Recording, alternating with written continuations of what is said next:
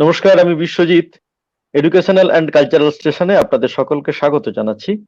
আজকে আমাদের সঙ্গে আছেন, আমাদের এই শোয়ে আছেন আপামর মানুষের কবি, যার কবিতা বাউল গানের মতো সবার মুখে মুখে ঘোরে, বিশিষ্ট এবং মান্য কবি সুবোধ সরকার। সুবোধদা, আপনাকে আমি স্বাগত জানাচ্ছি আমাদের এই শোয়ে এবং এডুকেশনাল অ্যান্ড কালচারাল স্টেশনের পক্ষ থেকে অনেক কৃতজ্ঞতা আপনি সময় দিয়েছেন বলে। যারা এখন দেখছেন এবং যারা পরে দেখবেন তাদের সকলকে আবারও আমি আমাদের পক্ষ থেকে স্বাগত জানাচ্ছি এবং এই মুহূর্তে যারা দেখছেন তাদের বলবো, যদি কবির প্রতি আপনাদের কোনো প্রশ্ন থাকে তাহলে আপনারা চ্যাট বক্সে লিখবেন, আমরা কবির কাছে সেটা পৌঁছে দেওয়ার চেষ্টা করব, তিনি তার মতো করে উত্তর দেবেন। সুবোধদা, আপনি যখন লিখতে এলেন আপনাকে সত্তরের কবি হিসেবে চিহ্নিত করা হয়, আমাদের যে কারণেই হোক না কেন এখনো পর্যন্ত তো এটা সময় দিয়ে আমরা চিহ্নিত করবার চেষ্টা করি, তার সেটা কতটা যথার্থ সেই নিয়ে প্রশ্ন থাকতেই পারে। তো সেই সময় সত্তরের দশকের যে সময় আপনি লিখতে আসছেন, সত্তর দশক, মুক্তির দশক, সমাজ রাজনৈতিক আন্দোলন তখন উত্তাল পুরো বাংলা। আপনি তখন থাকতেন শহর কলকাতা থেকে প্রায় 100 কিলোমিটার দূরে, কৃষ্ণনগর আপনার শহরে। কৃষ্ণনগরে কি আজ সেই উত্তাল সময়ের আজ পৌঁছেছিল? আমি যখন লিখতে এলাম, হ্যাঁ, প্রথম দিকে আমি আমার জীবনে কোথাও কোনো কবিতা ছিল না। আমি হচ্ছে একেবারে শরণার্থী পরিবারের ছেলে। আমার বাবা আমার তরুণী মায়ের হাত ধরে পাবনা জেলা থেকে পালাতে পালাতে পালাতে পালাতে সীমান্তে এসেছিলেন। তারপর সীমান্তে আমার মাকে, তরুণী মাকে একজন ফৌজি অফিসার, একজন বর্ডার সিকিউরিটি ফোর্সের এক অফিসার জিজ্ঞেস করেন, আপনি কোথায় যাবেন? তখন মা হতচকিত হয়ে, সম্ভবত জীবনে প্রথম কেউ এই প্রশ্ন করলো মাকে, মা তো আর বাড়ি থেকে বেরোতেন না সেই সময়, তো স্তব্ধ হয়ে দাঁড়িয়ে পড়ে বাবার দিকে তাকালেন। তারপর কিছুক্ষণ বাদে আমার মা সেই অফিসারকে একটা প্রশ্ন করেছিলেন, উত্তর না দিয়ে, যে বাবা, তোমরা এখানে তুলসী গাছ লাগাতে দেবে তো? আমার মা এই কথাটা আমাকে একাধিকবার বলেছেন। আমার কোনো কোনো কবিতাতে এই কথাটা আছে। মায়ের সারা জীবনের যে ব্যথার জায়গা, সেটা ওই তুলসী গাছ লাগানোর মধ্যেই সম্ভবত মানে কি বলবো, একেবারে কোডেড হয়ে আছে। আমি সেটাকে ডিকোড করেছি হয়তো আমার কবিতায়। তো সেই বাবা মায়ের আমি সন্তান। আমার বাড়িতে কোনো কবিতার বই ছিল না। যা একটা দুটো পড়াশোনার বই বহু কষ্টে জোগাড় করেছি ছোটবেলায়, সেগুলো মাঝে মাঝেই বন্যার জলে, বৃষ্টির জলে ভেসে গেছে। তো আমি তখন ক্লাস 11-এ পড়ি। তখন একটু ভালো অবস্থায় দুবেলা খেতে পাই। আমার দাদা তখন একটু কোনো রকমে কিছু ব্যবসা, ছোটবেলায় বাবাও মারা গেছেন। তো ফলে সেই অবস্থায় কবিতা কল্পনা করা যায় না। আমি কোনোদিন ভাবিনি আমি কবিতা লিখব। কৃষ্ণনগর প্ল্যাটফর্মে আমরা 4-5 জন বন্ধু দাঁড়িয়েছিলাম। কৃষ্ণনগরের প্ল্যাটফর্মটা ছিল আমাদের অনেকটা কফি হাউসের মতো। ওখানে চা খেতাম, ভাঁড়ে করে চা খেতাম। তারপর বিভিন্ন বিষয়ে কথাবার্তা হতো, আলোচনা হতো। নকশাল আন্দোলন তখন কৃষ্ণনগরে সাংঘাতিক তুঙ্গে, যেটা জানতে চাইছিলাম। জানতে চাইছি। তখন কিন্তু নকশাল আন্দোলন ভয়ঙ্কর চেহারা নিয়েছে কৃষ্ণনগরে, এবং কলকাতায় যেমন, নকশালবাড়িতে যেমন, উত্তরবঙ্গে যেমন, তেমনি কৃষ্ণনগরের কথা পিকিং রেডিও থেকে বলা হতো। আমি নিজে কানে শুনেছি। আমি তখন ক্লাস 9-এ পড়ি। পিকিং রেডিও থেকে কৃষ্ণনগরের নকশাল আন্দোলন সম্পর্কে বলা হতো। তো আমরা সেই আন্দোলনের আগুনের মধ্যে দিয়ে বড় হচ্ছি। তো সেই সময় কৃষ্ণনগর প্ল্যাটফর্মে আমরা যখন আড্ডা দিতাম, একদিন এরকম আড্ডা চলছে, হাতে চায়ের ভাঁড় আমাদের সকলের, আমার বন্ধুরা আমাকে খাওয়াতো। তো আমাদের পেছনে সেদিনকে একটা লোক সে ঠিক ভিখিরি নয়, ভিখিরির থেকে একটু তার স্ট্যাটাসটা মনে হবে দেখলে একটু ওপরে, একটু ভ্যাগাবন্ড বলা যেতে পারে। ভ্যাগাবন্ডরা ভিখিরির থেকে একটুখানি ওপর তলায় থাকে। ঠিক ঠিক। তো এইগুলো সোশ্যাল স্ট্র্যাটিফিকেশন খুব ভালোভাবে লক্ষ্য করলে বোঝা যায়। তো আমি লোকটাকে দুবার দেখলাম, সে আমাদের পেছন পেছন, সে বেশ পাঠানের মতো চেহারা, বলিষ্ঠ চেহারা, এবং সে আমাদের দিকে তাকিয়ে দুবার হাসলো, ভদ্রতার হাসি, সৌজন্যের হাসি। কৃষ্ণনগর থেকে তখন কলকাতা থেকে ট্রেন আসতো, সেই ট্রেনগুলোকে আমরা তখন বলতাম, একটা নাম ছিল, পোশাকি নাম, এখনো আছে সেগুলো। লোকাল ট্রেনের নাম তখন আমরা লোকাল ট্রেন বলতাম না, আমরা বলতাম ইএমইউ কোচ। হ্যাঁ, এগুলো ওগুলো আসলে লোকাল ট্রেন, প্রথম লোকাল ট্রেন কৃষ্ণনগর পর্যন্ত, মানে বিদ্যুৎ চালিত লোকাল ট্রেন। সেটা আমাদের তখন খুব দেখার মতো বিষয়, আমাদের ছোটবেলা তো। তো অপু যেমন পাগল হয়ে যেত, মুগ্ধ হয়ে যেত, অভিভূত হয়ে কাশের জঙ্গলের মধ্যে দিয়ে রেলগাড়ি দেখতো, তার ওই অসামান্য সত্যজিৎ রায়ের ধোঁয়া উদ্গীরণ হচ্ছে, আর তলায় সাদা কাশফুল, আর ট্রেনটা যাচ্ছে। এই যে একটা আন্তর্জাতিক দৃশ্য, আন্তর্জাতিক ভাবে যা বিখ্যাততম একটি দৃশ্য, ঠিক সেরকম উল্টোটা আমাদের ক্ষেত্রে হয়েছিল। সময়ের ব্যবধানের জন্য আমরা ধোঁয়াহীন, কোন রকম কয়লাবিহীন একটা ট্রেন বিদ্যুৎ চালিত হয়ে আমাদের শহরে ঢুকছে, আমাদের শহর থেকে মানুষ নিয়ে চলে যাচ্ছে, সেটাও আমরা অনেক সময় উপভোগ করতাম। লোকটা ওই ট্রেনটা এসে যখন দাঁড়াচ্ছে, তখন লোকটা ঝাঁপ দিল, সবাই রেড়ে করে উঠলো, গেল গেল করে উঠলো, এবং ট্রেনটা গিয়ে থেমে গেল। যেমন ওখানে কৃষ্ণনগর জাংশন, ওখানে থেমে আবার প্যাসেঞ্জার নামিয়ে প্যাসেঞ্জার তুলে ফিরে যাবে কলকাতায়। এই অবস্থায় ট্রেনটা যখন থামলো, হুড়ুর করে লোক নামছে এবং হুড়ুর করে লোক উঠছে, তার মাঝখানে আমার হঠাৎ মনে হলো, লোকটা কোথায়, লোকটা কোথায় গেল? প্রবল জনস্রোত উঠছে এবং নামছে। আমি তখন আমার বন্ধুকে বললাম, আমার লোকটা কোথায় গেল রে, দেখতে পাচ্ছি না। তো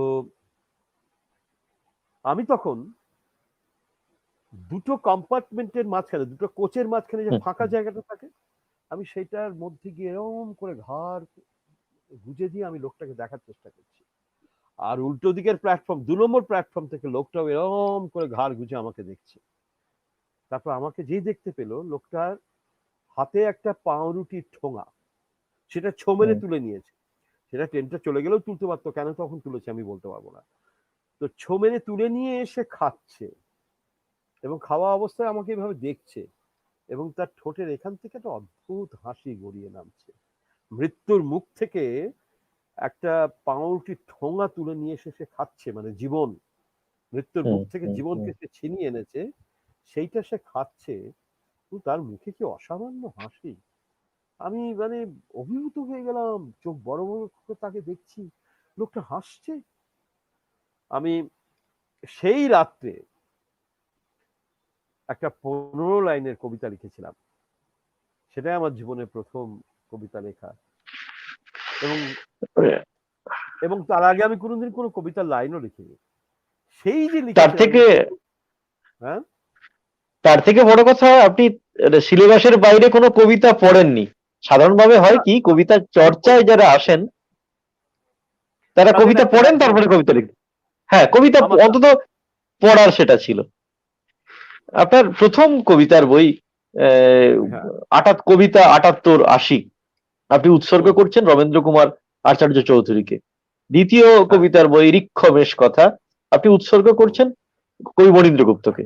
দুজন গুরুত্বপূর্ণ বাংলা সাহিত্যের স্বাধীনতা পরবর্তী সময়ের দুজন গুরুত্বপূর্ণ কবি, এদের আপনি কবিতার বই উৎসর্গ করছেন। তখন আপনার বয়স 20-22, নিশ্চয়ই তখন আপনি কলকাতা আসেনি। এদের সঙ্গে কি তখন আপনার পরিচয় হয়ে গেছিল যখন কবিতার বইগুলো বেরোচ্ছে? 80-82 এই সময়টা ট্রেনে, আমার জীবনে ওই সময় ট্রেন শাসিত একটা জীবন। আচ্ছা, ট্রেনে করে আমি তখন কল্যাণী বিশ্ববিদ্যালয়ে আসা শুরু করেছি, বিশ্ববিদ্যালয়ে ভর্তি হয়েছি। মানে বিশ্ববিদ্যালয় মানে একেবারে আন্ডার গ্রাজুয়েট কোর্স থেকে, মানে অর্থাৎ বিএ আচ্ছা, অনার্স আচ্ছা। In English. হ্যাঁ, হ্যাঁ, হ্যাঁ। মানে গরিব বাড়ির ছেলে ইংলিশ অনার্স পড়বে এটা আমার মা কোনোদিন মানতে পারেননি। তিনি খুব অবাক হয়েছিলেন, ভেবেছিলেন সাহেব, যে তার ইংরেজ ছেলে ইংরেজ মানে সাহেব। তার তার ছেলে এগ্রিকালচার পড়বে এটা ভেবেছিলেন। আমার দাদাও তাই ভেবেছিল। খুব হতাশ হয়েছিল আমি বাড়ি ফিরে এসে যখন বললাম যে আমি ইংরেজি নিয়ে ভর্তি হলাম। খুব হতাশ বাড়ি শুদ্ধ লোক। তো যাই হোক, রমেন বাবুর বাড়ি ছিল নৈহাটিতে। তার বাড়ির নাম আচ্ছা। হচ্ছে বনানী। বনানী। আমি রমেন বাবুর বাড়িতে তার ঠিকানা জোগাড় করে, আমি এত মুগ্ধ ছিলাম তার কবিতার, আমি তার বাড়িতে গিয়েছিলাম। প্রথমে আমি রমেন বাবুর বাড়িতে যাই এবং রমেন বাবু তখন আমাকে বলেন, শোনো, উনি তো মুক্তাগাছা জমিদার পরিবারের সন্তান ছিলেন এবং খুব আভিজাত্যপূর্ণ একটা পরিবার, হুম, হুম। খুবই উন্নত পরিবার, স্নেহাংশু আচার্য চৌধুরীদের পরিবার। তো রমেন বাবু জমিদারি মেজাজ ছিল, কিন্তু যেহেতু কবি সেহেতু আহ, জমিদারের ব্যাপারটা অতটা ছিল না। তা আমি একবার বলেছিলাম, রবীন্দ্রনাথও তো জমিদার ছিলেন, আপনি বা এত লুকোচ্ছেন কেন, কোনো তো অসুবিধা নেই। তো হেসেছিলেন তখন, ছোটবেলায় তো। তো যাই হোক, খুব স্নেহ করতেন আমাকে, প্রায় সন্তানের চোখে দেখতেন। আহ, উনি তো অকৃতদার ছিলেন, আপনারা হুম, জানেন জানি। সেটা। হুম, হুম, হুম, তো হুম। তখন উনি যেটা আমাকে বললেন সাধারণত কোনো কবি বলেন না। উনি আমাকে হুম। বললেন, শোনো, আহ, তোমার কবিতা তুমি যে আমাকে শোনালে আমার খুব ভালো লাগলো। তোমার কবিতা কয়েকটা জায়গায় লিটল ম্যাগাজিনে আমি পড়েছি। তুমি শোনো, আমি তোমাকে হয়তো ভালো বলতে পারি, ভালো টালো বললেই তো কাজ হয় না। তুমি নবীন লেখক, তুমি লিখতে এসেছো, আর আমি একজন নিঃসঙ্গ মানুষ, বয়স্ক মানুষ। আহ, আমার কারোর সঙ্গে যোগাযোগ নেই, আমি একা নিঃসঙ্গ বাড়িতে থাকি। আহ, এটা, তুমি একটা কাজ করো, তুমি কলকাতায় মনীন্দ্র গুপ্তের কাছে যাও। আমি তো তখন আচ্ছা। মনীন্দ্র গুপ্তের কবিতা, লাল স্কুল বাড়ি পড়ছি আমি তখন, হুম, আমি মানে হুম। অভিভূত।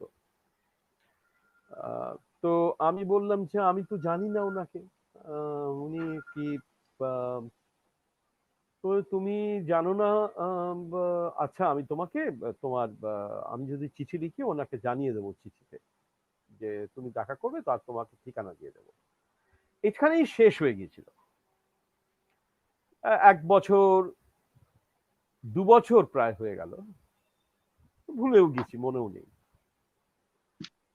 হঠাৎ তখন, এটা ছিল হচ্ছে 1975 সাল, 1975 সালে হঠাৎ এবছরের শ্রেষ্ঠ কবিতা বলে তখন একটা অ্যান্থোলজি বেরোতো, হুম, হুম। সেইটার একটা চিঠি আমার কাছে পৌঁছলো কৃষ্ণনগরের বাড়ির ঠিকানা, এবং আমার নাম তখন সুবোধ চন্দ্র সরকার। আমি তখন সুবোধ সরকার আচ্ছা, হইনি, আচ্ছা, আচ্ছা। আমার তখন চন্দ্রটা ছিল। তো হ্যাঁ, ছিল। এটা, হ্যাঁ এটা আমার সরকারি নামে এখনো আছে, মানে আমার কলেজের নামে।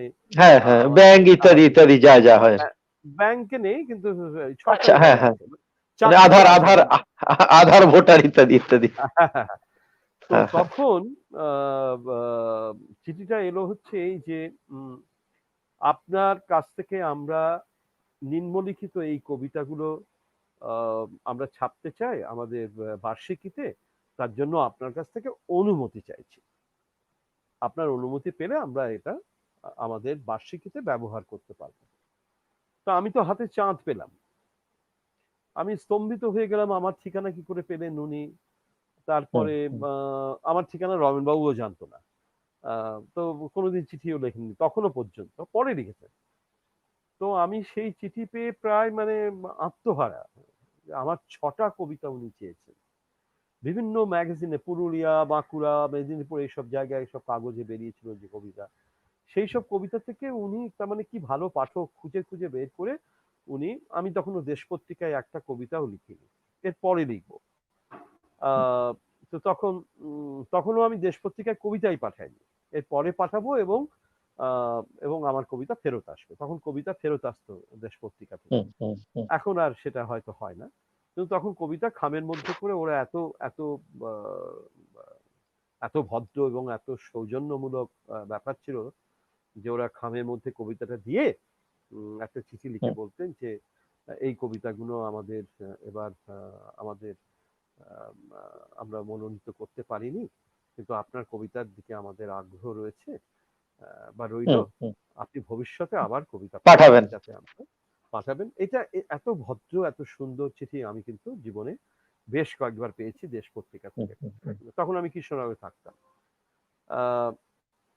তাতে আমার আগ্রহ বেড়েছে, লেখা আরো ভালো করার চেষ্টা হয়েছে, কিন্তু কোনোদিন আমার মন খারাপ হয়নি, রাগ হয়নি। এখনকার দিনে যেমন ছেলেমেয়েরা আমি দেখেছি, একটা কবিতা ছাপা হলো না বা একটা কবিতা পছন্দ হয়নি সম্পাদকের, তারপরে বেরিয়ে এসেই সম্পাদক ছাপলো না কেন সেই কবিতা, সেই সম্পাদকের নামে কুৎসিত কথা বলে। আমি দেখে অবাক হয়ে যাই। তা সে যে পত্রিকায় হোক না কেন, তো আমি আমি আমি আমি ভুক্তভোগী, যেহেতু আমি ভাষানগর পত্রিকা করি, আমি এরকম অনেককে জানি যাদের লেখা ছাপা হয়নি বলে মানে তারা বাইরে গিয়ে কি ধরনের কথা বলেছে।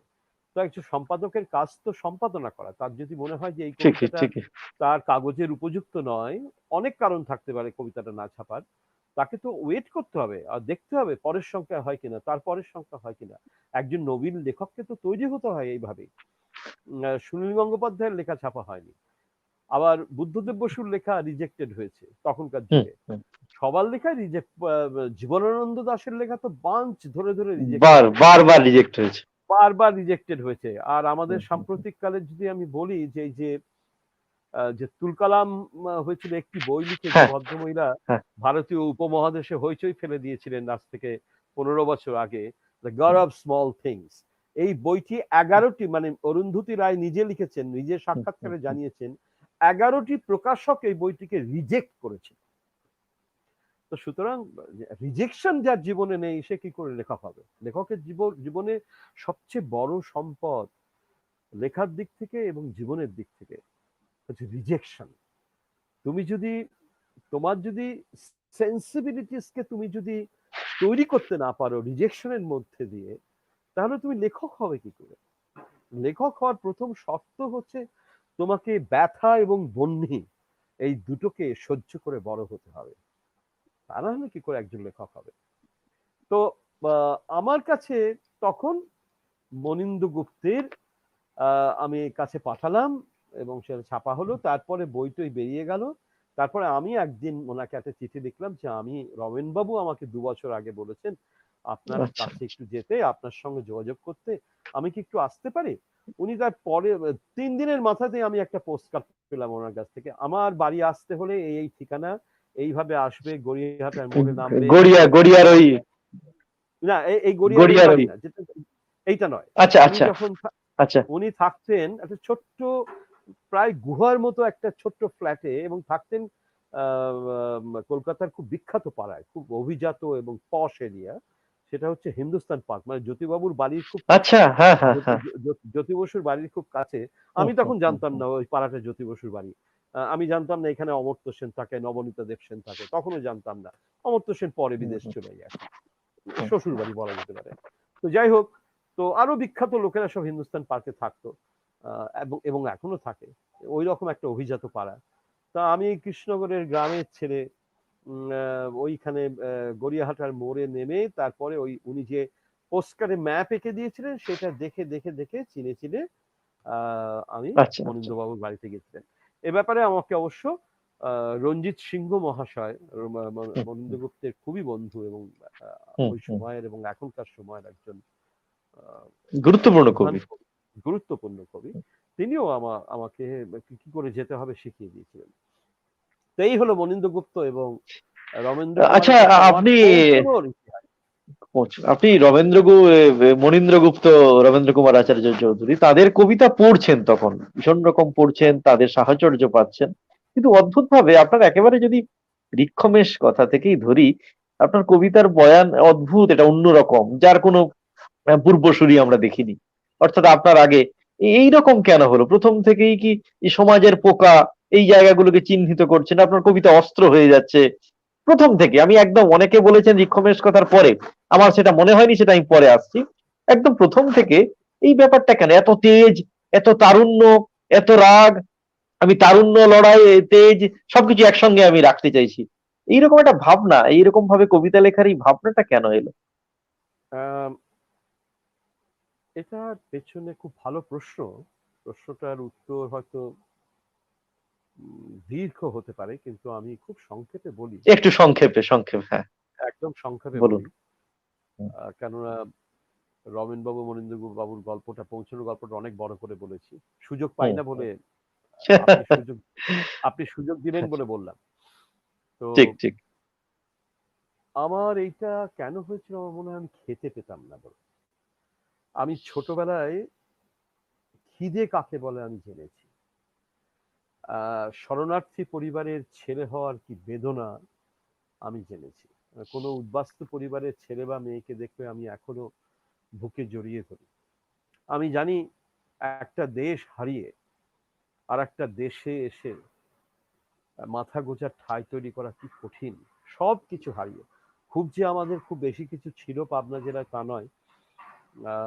ওপার থেকে যারাই এসেছে তারা সবাই বলে যে আমাদের আমবাগান ছিল।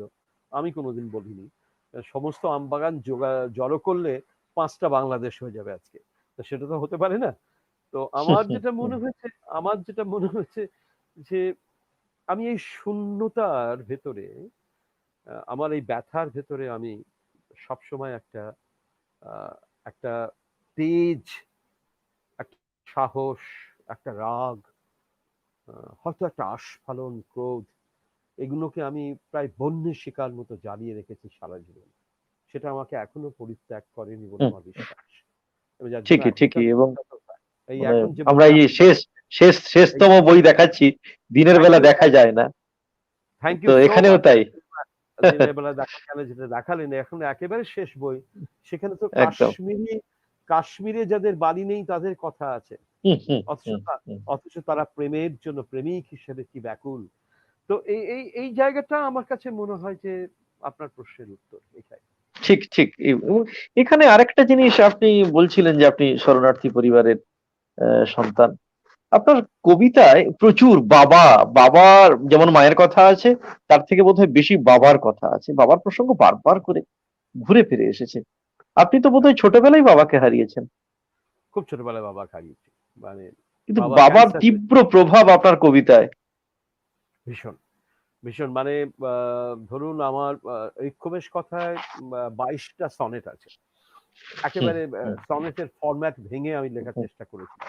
হুম, হুম, এবিবিএ, সিডিই, এই টিপিক্যাল হুম, এই যে হুম, ফরম্যাট এবং এই যে অক্টেভ সিস্টেমের যে প্যাটার্ন, আমি সেগুলোকে ভেঙে, আমি ভেঙেছি শুধু তাই নয়, বহু কবি ভেঙেছেন। হুম, আমি আরেকবার ভেঙেছি। তো সেটা একেবারে ১, ২, ৩, ৪, ৫, ৬, ৭ পর্যন্ত একটা স্টাঞ্জা, আবার ৮, ৯, ১০, ১১, ১২, ১৩, ১৪ লাইন পর্যন্ত। এই হুম, ১ হুম। লাইনের সঙ্গে ১৪ লাইনের মিল, ২ লাইনের সঙ্গে ১৩ লাইনের মিল, ৩ লাইনের সঙ্গে আ বা ১২ লাইনের মিল। 12 লাইনের এইভাবে দিন এসে শেষ পর্যন্ত ৭ এবং ৮ লাইনের মিল। এবং এই ৮ যে মিল। এই যে ফরম্যাটে আমি করেছিলাম, এই ফরম্যাটে আমি সনেট গুলো লেখার চেষ্টা করেছিলাম। সেটা একেবারে অন্যরকম। তার পরবর্তী হুম। বইগুলোতেও আমার অনেক সনেট রয়েছে এবং হ্যাঁ, সনেটের হ্যাঁ, আলাদা সেটা করে আমরা সনেটের ব্যাপারটা আমরা আলাদা করে আসবো।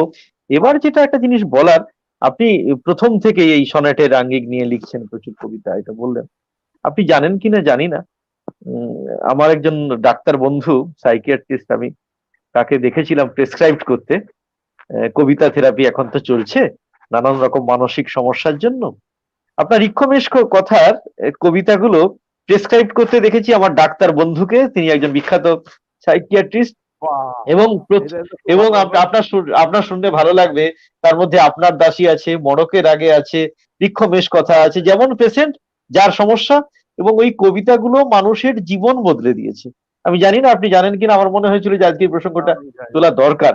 মানে জেনে এইটা তো। Thank you so much. Thank you so much. এবং আমার জেনে এবং আমি আবারও রিপিট করছি, কিন্তু এটা আপনার প্রথম দিককার কবিতা। আমি যেটা বলছিলাম, অনেকে অনেক সময় বলেন যে ঋক্ষমেশ কথা আপনার ওই প্রথাগত আঙ্গিকে লেখা, তা নয় কিন্তু। প্রথম থেকেই যে আপনার এই একটা মানুষ আপনার কবিতাকে হাত ধরে, কবিতাকে ছুঁয়ে বাঁচার একটা শুশ্রূষা পাচ্ছেন, বাঁচার একটা দিশা দেখতে পাচ্ছেন। ফলে একটা কবিতায় জীবনের সারাৎসার কতটা থাকলে এটা হতে পারে? এটা এখান থেকে এটা এটা আমার মনে হয়েছিল, সেই প্রসঙ্গটা বলছি। সুবোধ, এবার আমি যেটাই আসবো, আমি বাবার কথা বললাম, বাবার প্রচুর কবিতা মানে লিখেছি আমি। বিশ্বজিৎ হ্যাঁ, বিশ্বজিৎ বিশ্বজিৎ এই প্রসঙ্গে হ্যাঁ, একটা প্লিজ কথা বলি, আপনি আমাকে যে গল্পটা প্লিজ বললেন প্লিজ ডাক্তার প্লিজ বলুন। থেরাপির হ্যাঁ, জন্য রেকমেন্ড করেছে, আমি শুনে আমার খুব আনন্দ হলো এবং আমি খুব সত্যি খুব কি বলবো, বিস্মিত।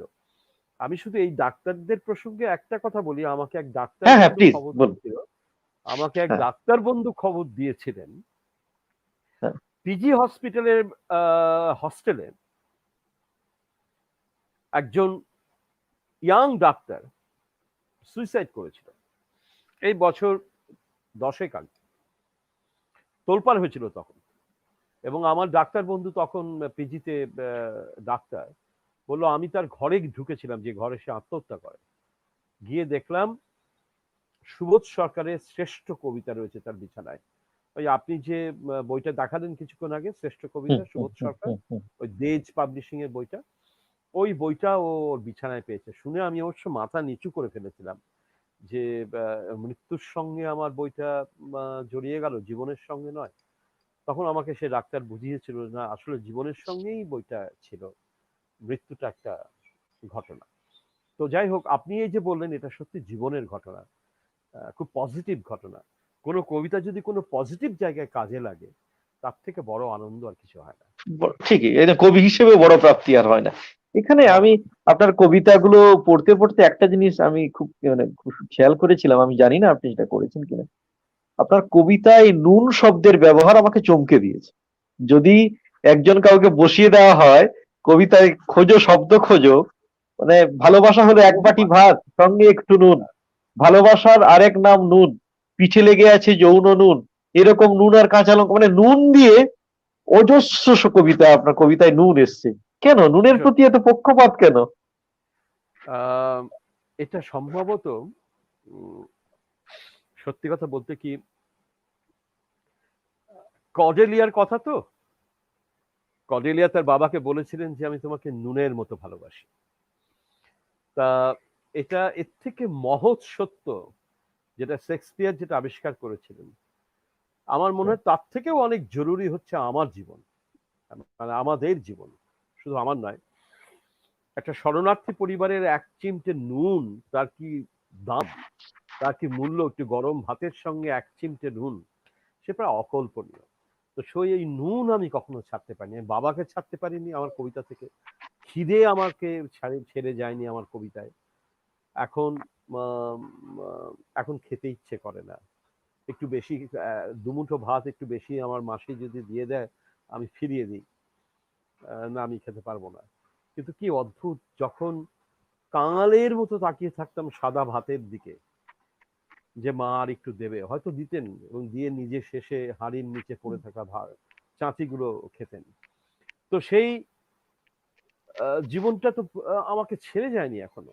এই জীবন, আমি যখন আমেরিকা থেকে বসে কবিতা লিখেছি, যখন আমি আমেরিকা বিশ্ববিদ্যালয়ে, আইওয়া বিশ্ববিদ্যালয়ে পড়াচ্ছি, ফুল তখনও ব্রাইট আমি ফেলো হিসেবে গেছিলেন। এই, হ্যাঁ, এই নুন নিয়ে কিন্তু আমি তো ওখানে বসেও কবিতা লিখেছি।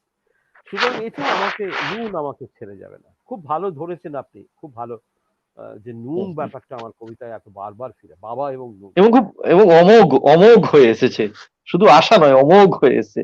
আপনি এখনই বলছিলেন যে আমেরিকায় বসে যখন আপনি কবিতা লিখছেন, যখন আপনি ফুল ব্রাইট ফেলো হিসেবে গেছিলেন, তার আগেও আপনি, এইখানে আমি এটা বলতে চাইবো যে দেশি বিদেশি বহু কবির সাহচর্য আপনি পেয়েছেন। বিশেষ করে আমি নিকানোর পার্রার কথা বলবো, আপনার কবিতার বইও তাকে উৎসর্গ করেছেন। গ্রিক কবি নাসা পাতাপিউর ক্রিস্তফিদিস। হ্যাঁ, আমি অ্যালেন গিন্সবার্গের কথা বিশেষভাবে করব। এখানে আমার একটা দুটো প্রশ্ন আপনার কাছে, যে এর মধ্যে কার সাহচর্য এবং লেখা আপনার জীবনকে বেশি প্রভাবিত করেছে বলে মনে হয়? 1 নম্বর। 2 নম্বর প্রশ্ন একসাথে করে রাখি, হঠাৎ গিন্সবার্গকে নিয়ে গবেষণার কথা ভাবনাটা কেন এলো? দেখুন গিন্সবার্গের যে বিষয়টা নিয়ে একদম লেখালেখি হয়নি, একদম আলোচনা হয়নি, সেই বিষয়টা আমাকে খুব আকৃষ্ট করলো। এমনকি সুনীল দাও সেটা নিয়ে খুব একটা মাথা ঘামাননি। সুনীল দা আমাকে খুব ইন্সপায়ার করেছিলেন এই কাজটা করার, মানে সুনীল গঙ্গোপাধ্যায়। হুম, হুম। আমি যখন জীবনে প্রথমবার দমদমে বিমানে উঠে দমদমে প্রথমে বিমানে উঠে লোকে বাগডোগরা যায় অথবা আগরতলায় নামে। হুম হুম আমি হুম জীবনে প্রথম দমদমে বিমানবন্দর, তখন ভারত সরকার আমাকে ফান্ডিং দিয়েছিল এবং মার্কিন সরকার, দুটি সরকারই দিয়েছিল। এটা অবশ্যই অ্যালেন গিন্সবার্গের জন্য।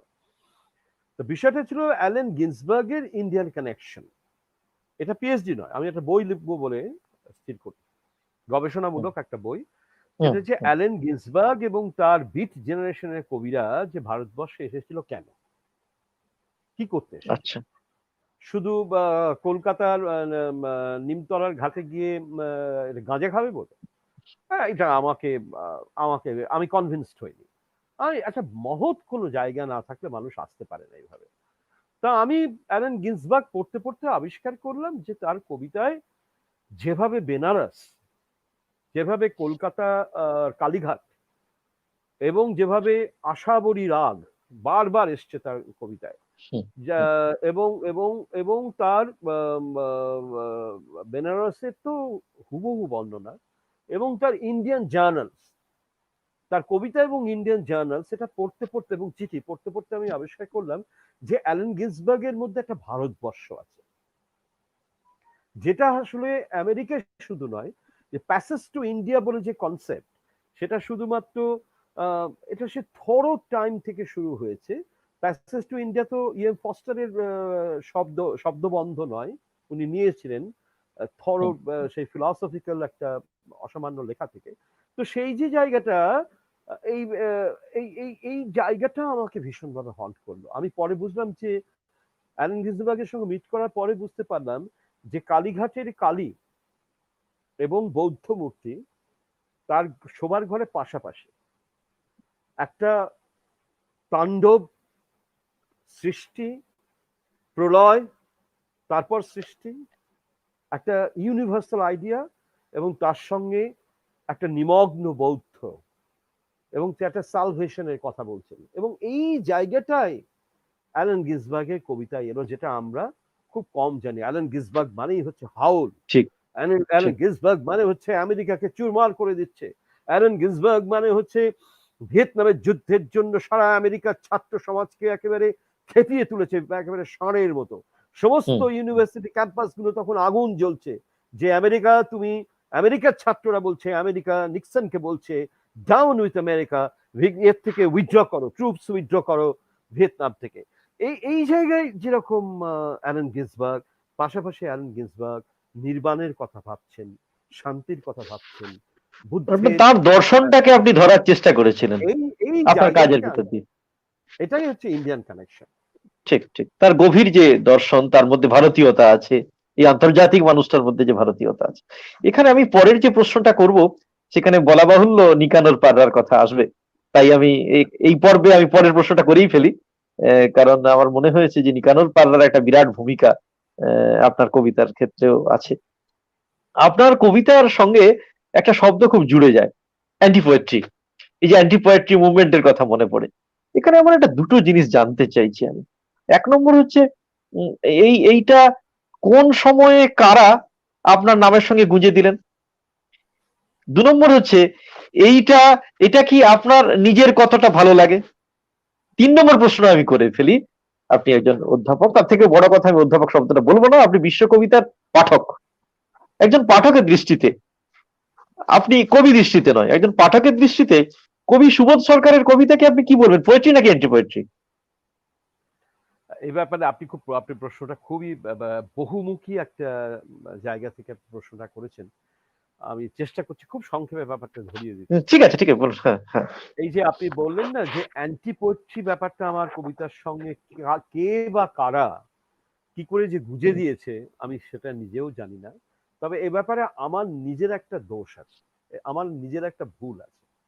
আমার সঙ্গে যখন নিগানোর পাড়ার দেখা হলো, আমি এতটা অভিভূত হয়ে গেছিলাম, কিন্তু তার আগে আমি ঋক্ষবেশ কথা লিখে ফেলেছি, তার হুম আগে হুম হুম। চন্দ্রদোষ ওষুধের সারেনা লিখেছি, তার লেখা হয়ে আগে গেছে, আমি হ্যাঁ লিখেছি, হ্যাঁ। তার আগে আমি মরণোত্তর জল লিখেছেন। একা নরকগামী লিখে ফেলেছি। একান্ন তো রকমই লিখেছেন, মরণোত্তর জল বোধহয় লেখা হয়ে গেছে।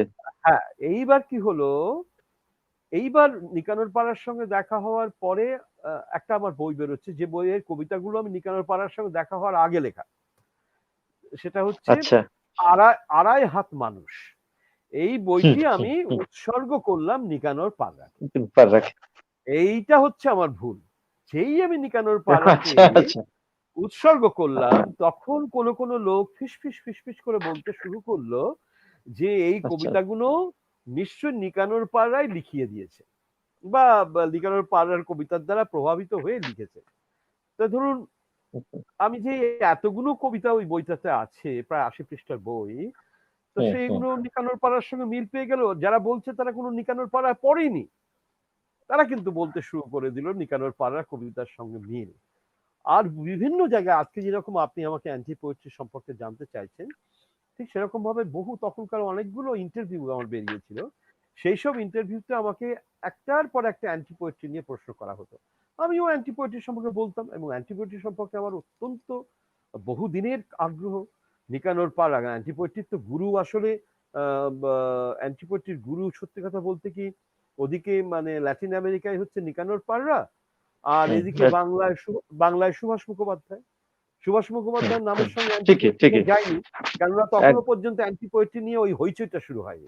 কিন্তু এখন আপনি হুম, যদি হুম। ভালো করে বিশ্লেষণ করে দেখেন যে ওইভাবে আরে এই লাইন ঠিক, ঠিক। কোনো ৪০-এর দশকের কবি লিখছে, এবং সুভাষ মুখোপাধ্যায়, এবং আমার মনে হয় ৪০ দশকে বিশেষ করে ৪০ দশকের কবিতার যে আন্দোলন, যেটা প্রকাশ্যে নয় হুম, ভেতরে ভেতরে হয়েছে, তাতে হুম, আপনি হুম, বীরেনবাবু দেখুন, নীরেন্দ্রনাথ হুম, হুম, চক্রবর্তী দেখুন, হুম, হুম, হুম। সমর সেন দেখুন, সমর সেন ঠিক, দেখুন, ঠিক। সমর সেনকে আমার প্রণাম, সুভাষ মুখোপাধ্যায় দেখুন, প্রত্যেকের কবিতায় দেখবেন আপনি একটা যে বিশ্ব অ্যান্টি পোয়েট্রির যে জগৎ, সেই জগতে যেন এরা যুক্ত হয়ে গেলেন।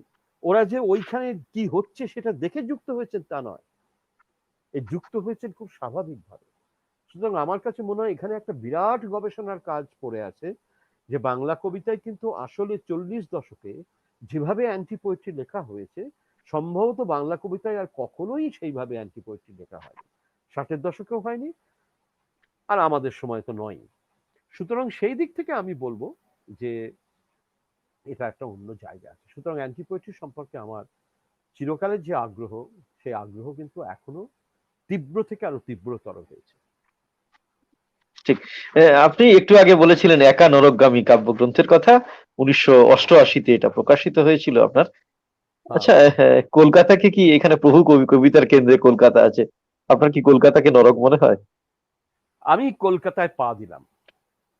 এই বইটা যখন লিখছি, হুম, হুম। তখন আমি কলকাতায় পা দিলাম। আমি কলকাতায় আম ৭৭ সাল নাগাদ। সরি, না, ৮৭ সাল নাগাদ। আ ৮৬, আমি ৮৭। আমি কলকাতায় পা দিলাম, শিয়ালদা স্টেশন থেকে বেরিয়ে এসে আমি কলকাতায় দাঁড়ালাম। শিয়ালদা স্টেশন থেকে বেরিয়ে এলেই তো কলকাতায় ঢোকা যায় না। হুম, হুম। কল এসে বালিগঞ্জে দাঁড়ালে, বা গড়িয়াহাটার মোড়ে দাঁড়ালে, কিংবা এসপ্ল্যানেডে দাঁড়ালেই কলকাতায় ঢোকা যায় না। কলকাতায় ঢোকা খুব কঠিন।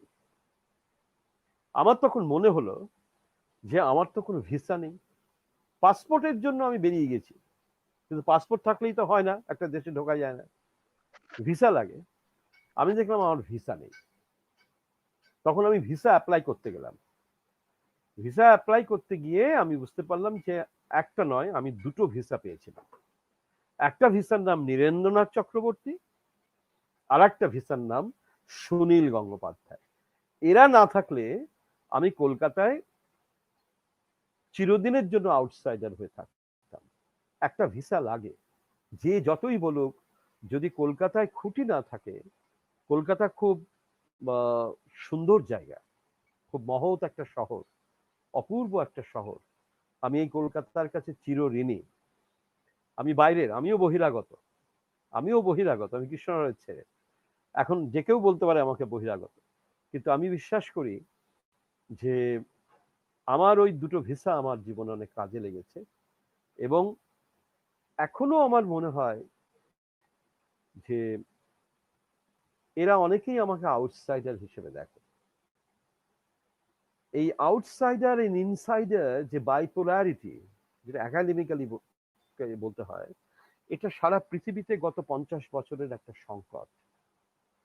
এটা এটা নিউ ইয়র্ক শহরে দাঁড়ালে এটা বোঝা যায়, ফিজিক্যালি বোঝা যায়, ভিজুয়ালি বোঝা যায়। প্রতি মুহূর্তে সেখানে একটা দেশ পাল্টে যাচ্ছে। এই এক্ষুনি চীন দেখলাম, এই কিছুক্ষণ বাদে ভিয়েতনাম, তারপরে নর্থ কোরিয়া, তারপরে ভারত, তারপরে বার্মা, তারপরে তো 5 মিনিট বাদে আমি দেখতে পাচ্ছি উরুগুয়ে, প্যারাগুয়ে, তারপরে দেখতে পাচ্ছি ইসরায়েল। এই যে সারা পৃথিবীটা ঘুরছে একটা নিউ ইয়র্ক শহরের ম্যানহাটনের মধ্যে, ওইখানে দাঁড়িয়ে থেকে আমি জীবনে এটা বুঝতে পেরেছি যে প্রতি মুহূর্তে আউটসাইডার আর ইনসাইডার যে বাইপোলারিটি, সেটা নিউ ইয়র্ক শহর কিভাবে নিগোশিয়েট করছে খুব ছোট স্কেলে। আমাদের এখানেও আউটসাইডার ইনসাইডার, মানে নিউ ইয়র্কের শহরের মতো এরকম বৃহৎ স্কেলে নয়, কি পরিমাণে এই পোলারিটিটা সহ্য করতে হয় সেটা আমি আগে আরো তীব্রভাবে অনুভব করেছি। আমি এখন আরো বেশি অনুভব করি যখন আমার একজন ছাত্র, আমার একজন পাঠক, একজন তরুণ কবি, যে হয়তো গ্রাম থেকে মফস্বল থেকে আমার কাছে এসেছে, আমি তাকে সবার আগে বসতে দিই, তার পিঠে হাত রেখে আমি বলি তুমি বসো, তারপরে তোমার কথা শুনবো। কেন আমি ওই প্রত্যেকটা ছেলের মধ্যে আমি আমাকে দেখতে পাই। কারণ আমিও একদিন এসেছিলাম এইভাবেই, ওর মতো এসেছিলাম, একটা বাঁকুড়ার ছেলে, পুরুলিয়ার ছেলে, জলপাইগুড়ির ছেলে, এর মতোই আমি একদিন এসেছি। মেদিনীপুরের ছেলেটার মতো আমি কলকাতায় এসেছি, আমাকে সবাই বসতে বলেনি। আমি কবিতা একাডেমির অফিসে যদি কেউ আসে, পশ্চিমবঙ্গ কবিতা একাডেমি, তার জন্য আমি দরজা খুলে দিয়ে উঠে গিয়ে আমি তাকে এসে আমার সামনে চেয়ারে বসতে বলি, তুমি আগে বসো, তারপরে তুমি একটু জল খাও, একটু চা খাও, তারপর আমি তোমার কথা শুনবো। আমার মনে হয় যে এই বাইপোলারিটি হচ্ছে একটা খুব মানবিক জায়গা। এটা সারা পৃথিবীকে গত 50 বছর, এই যেহেতু এত আপরুটেড হয়েছে মানুষ, আপনি যদি গত 50 বছর ইতিহাসের দিকে তাকান, আফ্রিকা বলুন, ল্যাটিন আমেরিকা বলুন, এদিকে ওয়েস্ট এশিয়া বলুন, আমাদের সাউথ এশিয়া, সমস্ত জায়গা থেকে মানুষ এত আপরুটেড হয়েছে, ছিন্নমূল হয়েছে, যে মানুষ মানুষের কাছে আশ্রয় চাইছে দুহাত বাড়িয়ে, এবং মানুষ সেই আশ্রয় দিতে পারছে না এখনো এই মুহূর্তে। আমি শেষ যখন আমেরিকায় 6 মাস ছিলাম, তখন দেখেছি মানুষ কিভাবে সিরিয়া থেকে চলে আসছে আমেরিকায়, আরো অন্যান্য দেশ থেকে তো আসছে প্রতিনিয়ত। মেক্সিকো থেকে কিভাবে মানুষ পালিয়ে আসছে আমেরিকায়। মেক্সিকান কবিদের সঙ্গে যখনই দেখা হয়েছে আমি তখনই বারবার জিজ্ঞেস করেছি, আহা, ছেলেগুলো জীবনের ঝুঁকি নিয়ে ওই ছোট্ট ছোট্ট নৌকো করে কিভাবে ওই উত্তাল সমুদ্রের মধ্যে দিয়ে আমেরিকায় পৌঁছচ্ছে, ভাবলেও চমকে উঠতে হয়। বাঁচার জন্য, বাঁচতে চায় মানুষ, একটু বাঁচতে চায়, একটা একটা ভূমিখণ্ডের উপরে দাঁড়িয়ে থাকতে চায়, সেই ভূমির ওপর পা রেখে সে বাঁচতে চায়। এই এই ইতিহাস, এই গত 50 বছরের ইতিহাস মানুষের। আপনি কবিতা একাডেমির কথা এখনই বলছিলেন, কিন্তু আমরা জানি এটা এখানে বলা খুব দরকার। তার কবিতা একাডেমি তৈরির বহু আগের থেকে তরুণ কবিদের আপনি প্যাট্রোনাইজ করে গেছেন, মানে আমি নাম ধরে বলতে পারি, আমি নাম বলছি না, আপনি তাদের প্রশ্রয় দিয়েছেন, সাংঘাতিক রকম প্রশ্রয় দিয়েছেন, যেটা চট করে তাদের হয়তো যাদের অন্য কবিদের মধ্যে দেখা যাদের যাবে না। যোগ্যতা আছে তাদেরকে প্রশ্রয় দিতে ভালো লাগে। হ্যাঁ হ্যাঁ, অবশ্যই অবশ্যই অবশ্যই। কিন্তু তবুও যোগ্যতা থাকলে, এই যে আপনি ভিসার কথা বলছিলেন, হ্যাঁ, একটা ভিসা বোধহয় লাগে যে তুলে ধরার জন্য, দেখো এই ছেলেটি ভালো লিখছে, এইটুকু বলারও একটা বোধহয় কাজ থাকে, যে কাজটা আপনি নিরন্তর করে গেছেন, নিরন্তর গত 20-30 বছর ধরে অন্তত করে ফেলেছেন। আপনার মরণোত্তর জল জল। 1990 খ্রিস্টাব্দে এটা প্রকাশিত হলো, তখন আপনি আহ, আপনার বয়স 30-32 এরকমই। হ্যাঁ, মরণোত্তর এই এই এই এই কাব্যগ্রন্থের কবিতাগুলো আমরা পড়লে দেখেছি যে এখানে মৃত্যু, মৃত্যু ভাবনা, মৃত্যু বিষয়ক নানান নানান কথাবার্তা, মৃত্যুর দর্শন এসেছে। আপনি তখন সদ্য বিবাহিত যাপন করছেন। সাধারণভাবে হয় কি, এই মৃত্যু, মৃত্যু ভাবনা, এগুলো একজন প্রৌঢ় বৃদ্ধ কবি লেখেন। আপনি সেই সময় লিখতে গেলেন কেন 1990, 88 এরকম এটা একটা এটা পর্বে খুব ভালো। মরণোত্তর জন লিখছেন? এই এই সময়ে আমার মরণোত্তর জল তো খুব পাতলা ছোট্ট একটা বই। হ্যাঁ। এটা এটা অদ্ভুত ব্যাপার, এটা কাকদ্বীপের লিটল ম্যাগাজিন ছিল। সেই লিটল ম্যাগাজিনের ছেলেরা বের করেছিল। যে ছেলেটি এখন নাগসেন নামে কবিতা লিখে, সে আর ছেলে নেই, অনেক হুম হুম হুম। মানে কি বলবো, মধ্য বয়সে পৌঁছে গেছে। তো যাই হোক, ওই ছেলেগুলো তখন কাকদ্বীপ থেকে আমার কাছে আসতো, ওরাই তখন আগ্রহ নিয়ে বইটা ছাপিয়েছিল। তো আমি যেটা বলবো, আপনি খুব ভালো প্রশ্নটা করেছেন, আপনি সব প্রশ্নই ভালো করছেন। যে এটা খুব আশ্চর্যের যে ওই সময় 30 বছর বয়স, ঠিকই বলেছেন আপনি। তো ওই সময় আমার হঠাৎ খুব মৃত্যু ভয় চেপে বসেছিল, এবং আমার তখন অ্যাজমা ধরা পড়ে, তীব্র শ্বাসকষ্ট, এবং রাত্রিবেলায় আমি একটা যুবক ছেলে, রাত্রিবেলায় আমাকে সারা রাত্রি বসে থাকতে হতো বুকে বালিশ চাপা দিয়ে। তো সেই অ্যাজমা চলে যায় হচ্ছে 5 বছর বাদে, নিজে থেকে চলে যায়। ওষুধ করে খেয়েছিলাম অনেক, কিন্তু চলে গিয়েছিল। একজন ডাক্তার বলেছিলেন 5 বছরের মধ্যে এটা চলে যাবে, আপনি ভয় পাবেন না। তো কিন্তু সেই সব দিনগুলো আমার মনে হচ্ছে প্রায় মৃত্যুর সঙ্গে লড়াই করছি মনে হয়েছিল। তখন মানে সকালবেলায় উঠে একটা জল খাচ্ছি 1 গ্লাস, একদিন মনে হলো যে এই জলটা হচ্ছে মরণোত্তর জল, যার জন্য কবিতার বইটার নাম দিয়েছিলাম মরণোত্তর জল। হুম। না, আহ, মৃত্যু থেকে ফিরে এলেন আর কি, হ্যাঁ, মৃত্যুর কাছ থেকে ফিরে আসা। বড্ড বড্ড অমিনাস নাম, হয়তো এখন হলে এই ধরনের নাম আমি দিতাম না, কিন্তু অমিনাস। কিন্তু ওই যে জলটা খাচ্ছি সকালবেলা, যেন মনে হচ্ছে মৃত্যুর পরে যেন আমি জল খাচ্ছি, এরকম একটা মনে হয়েছিল। ওই তো সেই ভ্যাগাবন্ড সময় আমার মানুষটিকে যেভাবে দেখেছিলেন যে মৃত্যুর মুখ থেকে ঝাঁপিয়ে এসে সেই পাউরুটি খেয়েছিল। হ্যাঁ, অনেকটা সেরকমই। বলুন, তো বলুন। তাতে আমার ওই কবিতাগুলো, যেটা প্রসঙ্গে আপনি বললেন মৃত্যু চিন্তা, এই মৃত্যু চিন্তা আমাকে গ্রাস করেছিল তখন। আরো অনেক কবিতায় আছে, একটা যুবক ছেলেতে মৃত্যুর হুম, কথা কেন হুম। ভাবছে, কেন লিখছে। কিন্তু ঠিক, অদ্ভুত ব্যাপার কি ঠিকই। জানেন, তারপরে এরও পরে প্রায়, তখন আমার বয়স আরো 3-4 বছর বাদে, 34 বছর বয়স তখন, তখন আমি মূল ভাষায়, মানে অবশ্যই ইংরেজিতে, তার আগে আমি বুদ্ধদেব বসুর অনুবাদ পড়েছি। ইংরেজিতে আমি রায়নের মারিয়া রিলকে, আমি জার্মান আচ্ছা, জানি আচ্ছা, না, রিলকে। আমি লিশম্যানের অনুবাদগুলো পড়ছিলাম, যেটা বুদ্ধদেব বসু অনুসরণ হুম, করেছিলেন অনুবাদের জন্য।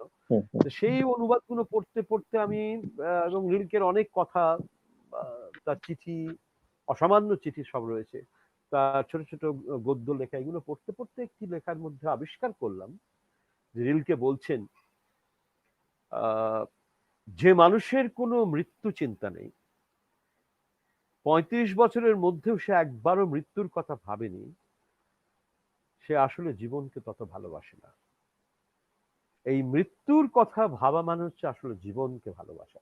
এই এই এরকম একটা মরবিডিটি হয়তো ছিল, যেমন কাফকার মধ্যে ছিল, তেমনি হুম, রিলকের মধ্যেও ছিল। কিন্তু রিলকে অনেক বেশি পজিটিভ, কাফকা পজিটিভ, কিন্তু কাফকা আপনাকে তছনছ করে দেবে, কাফকা আপনাকে খেতে দেবে না, ঘুমোতে দেবে না। এত বড় মাপের লেখক তো, মানে আপনার সর্বস্ব এবং সর্বনাশ হয়ে উঠবে, যেটা রবীন্দ্রনাথের কথা, আমার নয় এটা। এই যে সর্বস্ব এবং সর্বনাশ হয়ে উঠবে, কিন্তু রিলকে আপনাকে স্পেস দেবে। হুম। রিলকে বলবে যাও, ভাবার সুযোগ দেবে। তুমি একবার যাও, একবার সর্ষে খেতে ছুটে এসো, একবার ধান ক্ষেত পার হয়ে এসো আমার কাছে। এই যে স্পেসটা দেন রিলকে, সেটা একটা অসামান্য অনুভূতি কাজ করে। তাই জন্য উনি বলেছিলেন যে মৃত্যুর কথা ভাবেনি একেবারে, তাকে তো কবিতা লিখতে হলে তাকে তো ভাবতেই হবে। ঠিক, আমি ঠিক। জানি না, এটা সবাই হয়তো একমত নাও হতে পারেন, রিলকে বলেই তার কথার সঙ্গে একমত হতে না, হবে তা না, আমি বিশ্বাস করি না। ভাবতে হবে, কিন্তু আপনার এই ভাবতে হবে। কাব্যগ্রন্থটা চিহ্নিত করে দেওয়া যাবে। আপনি মরণোত্তর জলে তো শুধু ভাবনা নয়, একটা লং টাইম ধরে ভাবনা, এবং তার মধ্যে বলুন। মরবিডিটি আছে, এই আর কি। আমরা এবার চলে আসি একটু অন্যরকম প্রশ্নে। আপনার কবিতায় এটা খুব গুরুত্বপূর্ণ জায়গা, কিন্তু আমার মনে হয়েছে এটা একটু কম আলোচিত। আপনি আঙ্গিক নিয়ে এক্সপেরিমেন্ট করেছেন। আপনার গল্পের বিষয় নিয়ে এত বেশি চর্চা হয়, যে কোনো কারণে আঙ্গিকটা অতটা হয় না। আমি এখানে দুটো তিনটে কাব্যগ্রন্থের একটু নাম বলবো। এক নম্বর হচ্ছে, যেটা আগের কথা বলেছেন, একটু আগে বলেছিলেন, 1993 প্রকাশিত আড়াই হাত মানুষ। এই কাব্যগ্রন্থের সবকটা প্রায় কবিতা, একটা দুটো তিনটে চারটে বাদ দিলে, সবকটা গদ্যে লেখা। এর আগে আপনি কিন্তু অতটা গদ্যে কবিতা লেখেননি, বিচ্ছিন্ন ভাবে লিখেছেন, এত এত লেখেননি। 2 নম্বর হচ্ছে চন্দ্রদোষ ওষুধে সারে না, এটার কথাও বলেছিলেন। এটা অধিকাংশ কবিতা সনেট। এর পরে আপনি লিখছেন আহ কৃত্তিকায় সনেট ক্যাঙ্গারু, নামের মধ্যে তো সনেট আছে, এবং সবকটাই সনেট। এটা আপনি উৎসর্গ করেছিলেন সম্ভবত শেক্সপিয়ারকে। এইখানে আমার একটা অন্য প্রশ্ন আছে। আপনি শেক্সপিয়ারকে আবার মজা করেছিলাম, করে সঙ্গে বলেছি। সঙ্গে মনে হয় মাইকেল মধুসূদন দত্তও ছিলেন। হ্যাঁ, মাইকেল মধুসূদন দত্ত ছিলেন। আপনি লিখেছিলেন যে শেক্সপিয়ার 154টা কবিতা লিখেছেন, সনেট লিখেছেন, আমি 155টা লিখলাম, যে অন্তত পক্ষে সংখ্যা দিয়ে তো হারানো গেল, পেরোনো গেল। আপনি কি 155তেই ছেড়ে দিয়েছেন, আর লেখেননি? না, এটাই তো মজা। তখন ভেবেছিলাম আমি 155 লিখতাম। ঠিক সেটাই, লিখে কিন্তু আপনি তো লিখে লিখেছেন খুব তো। লিখে লিখে খুব মজা পেয়েছিলাম। এটা সেই সময় কলকাতার কর্চায় এই কথাটা লেখা হয়েছিল। হুম, আহ, তো তখন আহ, তারপরে আমি আরো 155টা সনেট অন্তত লিখেছি, এবং সেটাই বহু সেটাই। বহু সনেট আমি এখনো ছাপতে দিইনি। এই মুহূর্তে আপনাকে একটা জিনিস দেখায়, আমার এটা হ্যাঁ হ্যাঁ হ্যাঁ। মাথার কাছে সবসময় থাকে। এই যে পাঠককেও দেখায়, এই যে দেখছেন ডায়েরিটা, ডায়েরি, হ্যাঁ। এই ডায়েরিটাতে আমি আহ, একদিন অন্তর হোক, দুদিন অন্তর হোক, 3 দিন, খুব বেশি হলে 3 বা 4 দিন হোক, একটা না একটা সনেট লিখবই। এগুলো আমি ছাপতে দিই না, সনেট গুলো সবসময় ছাপতে দিই না। মানে সবসময় সনেটের মধ্যে সেই কমিউনিকেশনটা নেই, আমি ছাপতে দিই না। ঠিক আছে, যদি কোনোদিন দিই দেব, থাক না। তো এটার জীবনানন্দ দাশ এতগুলো বই লিখে না ছাপিয়ে চলে যেতে পেরেছেন, আমি 100টা সনেট রেখে যেতে পারবো না, থাক না। এই ঠিক অনুভূতি থেকে ঠিক। আমি কিন্তু রোজ লিখি। আবার এই আচ্ছা হাত দিয়ে দেখায়, ডান দিকে টেবিলে বসে আমি এই ছবিটার নিচে বসে যখন লিখি, তখন কিন্তু আমি ল্যাপটপে বসে লিখি। তখন কবিতাও লিখি, গদ্যও লিখি, ইংরেজি লেখালেখি যেগুলো আছে সবই ল্যাপটপে, এগুলোতে চলে। আবার যখন আমি সনেট লিখতে ইচ্ছে করে, তখন আমি ফিরে আসি এই এই এই এই এই ডায়েরিতে, এই নীল নীল এই রঙের ডায়েরি। এই নারী সনেটের জন্য আলাদা বরাদ্দ ডায়েরি। আমি পরে আলাদা। কখনো শুনবো, একটা সনেট অন্তত শুনবো আজকে। এবার আমি এই এই পর্বে, এই এক্সপেরিমেন্ট, আঙ্গিক নিয়ে এক্সপেরিমেন্ট পর্বে আমার খুব প্রিয় একটি কাব্যগ্রন্থের নাম বলি। 4 মাস চিলেকোঠায় 2011 খ্রিস্টাব্দে প্রকাশিত। প্রত্যেকটা কবিতা 4 লাইনের, 5 লাইনও নয়, 3 লাইনও নয়। এবং এই কবিতায় বারবার দিল্লির কথা আসছে। তখন কি আপনি দিল্লিবাসী? হ্যাঁ, আমি তখন সাহিত্য একাডেমির যে ইন্ডিয়ান হ্যাঁ, লিটারেচার, সম্পাদক। হ্যাঁ, সাহিত্য আমি ওই একাডেমির, পর্বটা হ্যাঁ, আসবো। হ্যাঁ, সাহিত্য একাডেমির আমি তখন সম্পাদক। সাহিত্য একাডেমির ইন্ডিয়ান হুম, লিটারেচার যে ইংরেজি পত্রিকাটা, আমি হ্যাঁ সেটার হ্যাঁ। সম্পাদক ছিলাম। তো আমাকে তখন সত্যি সত্যি একটা চিলেকোঠায় থাকতে হতো। কেন চিলেকোঠা? বঙ্গভবনে হুম, আমার এক বন্ধু তখন রেসিডেন্ট কমিশনার ছিলেন। তিনি কবি এবং সম্পাদক এবং আহ, সরকারি চাকরি দীর্ঘদিন করেছেন, এখন মনে হয় রিটায়ার করেছেন। উল্লাসবাবু তখন রেসিডেন্ট কমিশনার বা ওই জাতীয় কিছু একটা ছিলেন, পদে ছিলেন। উনি আমার জন্য একেবারে বঙ্গভবনের টঙে একটা ছোট্ট ঘর, এমনিতে ঘরগুলো খুব ছোট ছোট, ওয়ান হুম, রুম। হুম। তো উনি আমার জন্য একটা ঘরের ব্যবস্থা করে দিয়েছিলেন। তো আমি ওটাকে চিলেকোঠা বলতাম। ওই চিলেকোঠার ঘরে আমি থাকতাম। তো ওইখানে বসেই ওই বইটা পুরো লেখা আমার। তো তাই জন্য শেষ পর্যন্ত আচ্ছা আমার আচ্ছা। বইটার নামও হয়ে গেল হুম, 4 হুম। মাস চিলেকোঠা। তো এবং এই চমৎকার কিছু 4 লাইনের কবিতা, ছোট্ট ছোট্ট 4 লাইনের টুকরো টুকরো সব সব ছোট্ট কবিতা, কবিতা, এবং সকলে প্রবাদের পছন্দ। মতো বহু কবিতা, প্রবাদের মতো, কবিতার প্রবাদের মতো ছোটস্থ। আমি শেষ এবার আচ্ছা আচ্ছা, এটাও খুব গুরুত্বপূর্ণ একটা, মানে আঙ্গিক নিয়ে আপনার যে যতগুলো এক্সপেরিমেন্ট আছে তার মধ্যে এটা একটা যোগ হওয়া উচিত। এবার আমি চলে আসি যে মরুভূমির গোলাপ 1991-তে প্রকাশিত হচ্ছে। আমি আবারও রিপিট করছি সালটা 1991। 92 হয়নি, 6ই ডিসেম্বর হয়নি, বাবরি মসজিদ হয়নি। কিন্তু এই কবিতায়, এই কাব্যগ্রন্থে আপনার বহু কবিতা আছে যেখানে হিন্দুত্ববাদীদের প্রসঙ্গ আসছে, বলা বাহুল্য তাদের বিরোধিতা করে। এই ভাবনাটা 92-এর আগে, কিন্তু আমি আবারও বলছি, কেন, কোন প্রেক্ষাপটে? আহ, এই প্রেক্ষাপটটা ছিল অবশ্যই আহ, ভারতীয় উপমহাদেশের একটা প্রেক্ষাপট।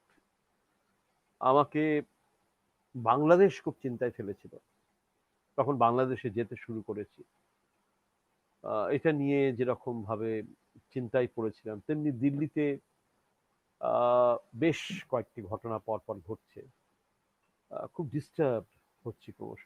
এর এর বইটা বেরোনোর অনেক পরে, তারপরে অযোধ্যার হুম হুম। ঘটনা অনেক পরে। ঘটবে, সেটা হ্যাঁ, আমার পরবর্তী কবিতায় হয়তো তার প্রভাব পড়েছে। আছে আছে। হ্যাঁ হ্যাঁ কিন্তু হ্যাঁ। আপনি যেভাবে বলছেন, সেটা দেখে আমার বিশ্বাস যে তখন এ ব্যাপারে একটা আমাকে সুনীল গঙ্গোপাধ্যায় এমন একটা কথা আমাকে বলেছিলেন একদিন, কথাটা আমি ভুলতে পারি না। আমাকে বলেছিলেন, অনেক আগে বলেছিলেন যে, সুবোধ, তোমাকে একটা কথা বলি, তোমার কবিতা যদি পর পর পর পর কেউ পড়ে যান, তাহলে এই কবিতাগুলোর মধ্যে দিয়ে এই ভারতবর্ষের একটা আহ, দ্বিতীয় ইতিহাস উঠে আসবে, যে ঠিক, ইতিহাসের কথা আমরা ঠিক। ইতিহাস বইতে পাবো না। এটা এত আমাকে আমাকে হন্ট করেছিল কথাটা। এখন পরিণত বয়সে, তো প্রায় বুড়োই হতে চললাম বা হয়েও গেছি, তো তখন এখন আমি বুঝতে পারি সুনীলদার কথাটার মূল্যটা কি। তো তখন আমি আমার একটা বইতে ব্লার্ব লিখে দিতে বলেছিলেন আমাকে প্রকাশক। আমি তাতে বলেছিলাম যে, আমি যেমন বলিভিয়ায় গুলি চললে আমি লিখি, ইসরায়েল প্যালেস্টাইন নিয়ে লিখি, তেমনি আমি আহ, মণিপুরের মা লিখছেন, মণিপুরের মা যেরকম লিখি, কাল্লু আহ, লিখছেন। চমকাইতলা নিয়ে লিখেছি, হুম, হুম। বা আমি আমি আমি আরো ছোট ছোট সমস্ত জায়গায় যে সমস্ত ঘটনা ঘটেছে, তা সে অযোধ্যায় হোক, গুজরাট হোক, এগুলো কিন্তু কাশ্মীর হোক, এগুলো আমার হুম, হুম, কবিতায় হুম। এসেছে আবার বারবার। জেরুজালেম, আবার জেরুজালেম, রোম কি নেই। এবং আমি এই এবং প্রশ্নটা এখানে করে ফেলি, মানে আপনি সুনীল গঙ্গোপাধ্যায়ের কথা বললেন, যেটা ভারতীয়তার কথা বলছিলেন, আমার ঠিক উল্টো মনে হয়েছে যে আপনার কবিতায় বরং ঠিক উল্টো। আঞ্চলিকতা থেকে তো ভারতীয়তা, সেখান থেকে আন্তর্জাতিকতা একটা যাত্রা আছে। যে পর্বটা আমি একটু পরে হয়তো আসতাম। কবিতা তো বটেই, যদি কবিতার নামগুলো, বইয়ের নামগুলো আমরা ভাবি, ধরা যাক জেরুজালেম থেকে মেদিনীপুর, এটা তো আন্তর্জাতিক থেকে একদম আঞ্চলিক শব্দবন্ধের মধ্যে, সব রাস্তা রোমে যায় না। কাল্লু, মণিপুরের মা, একে কি বলবেন? শুধু ভারতীয়তা বলবেন? আমি তো আন্তর্জাতিকতা বলবো। এবং আপনি একটু আগে বলছিলেন বাংলাদেশের ঘটনাগুলো আপনাকে কতটা নাড়িয়েছে, যেখান থেকে আপনি মরুভূমির গোলাপ লিখছেন।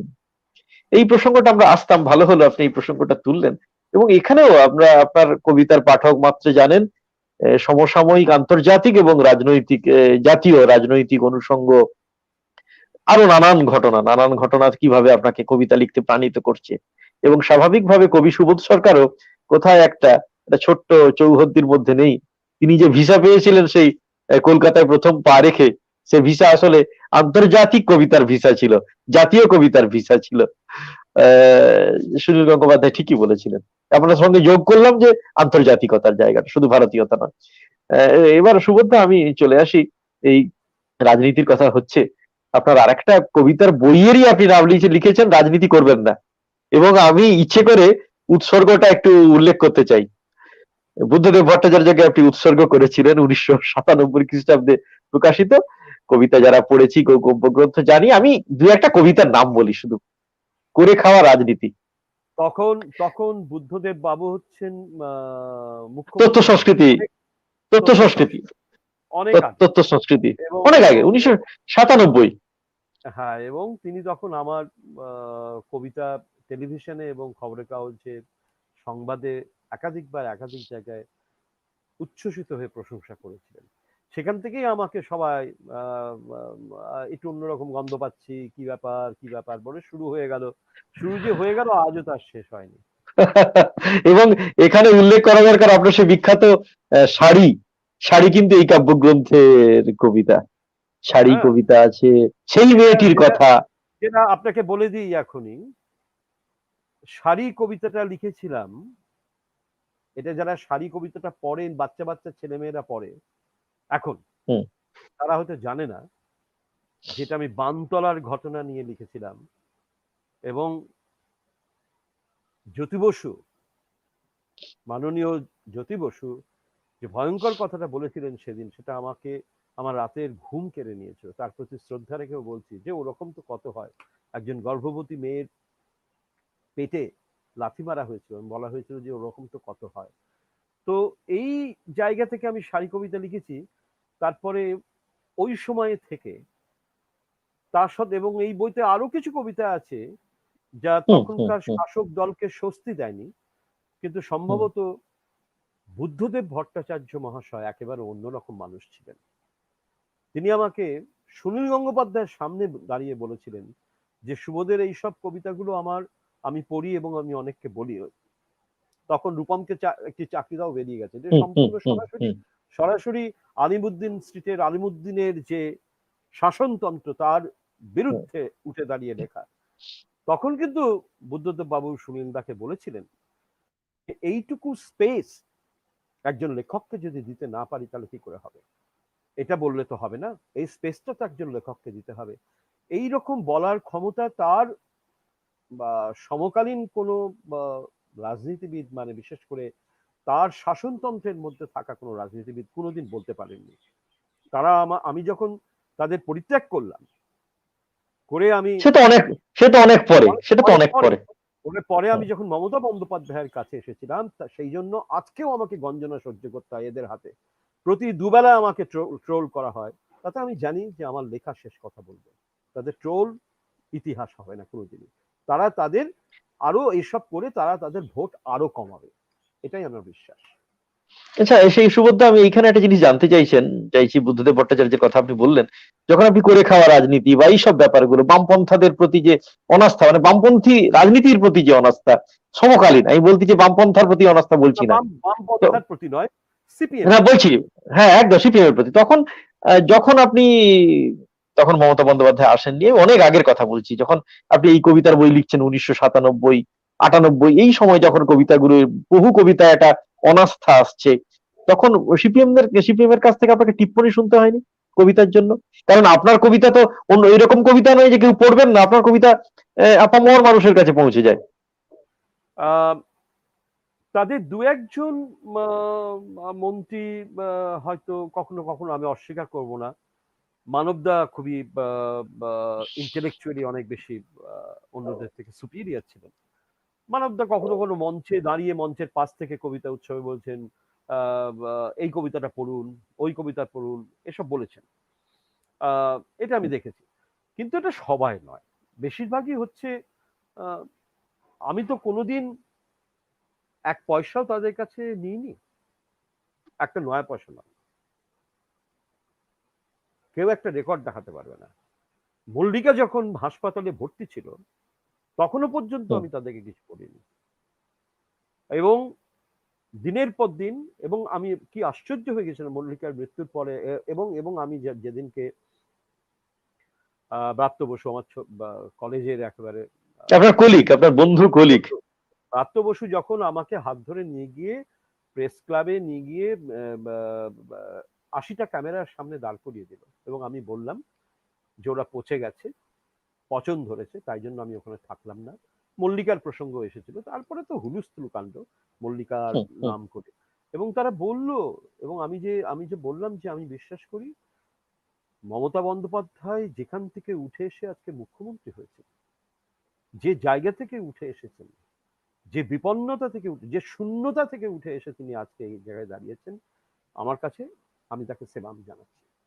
এটা একেবারে তাদের কাছে একটা বোমা।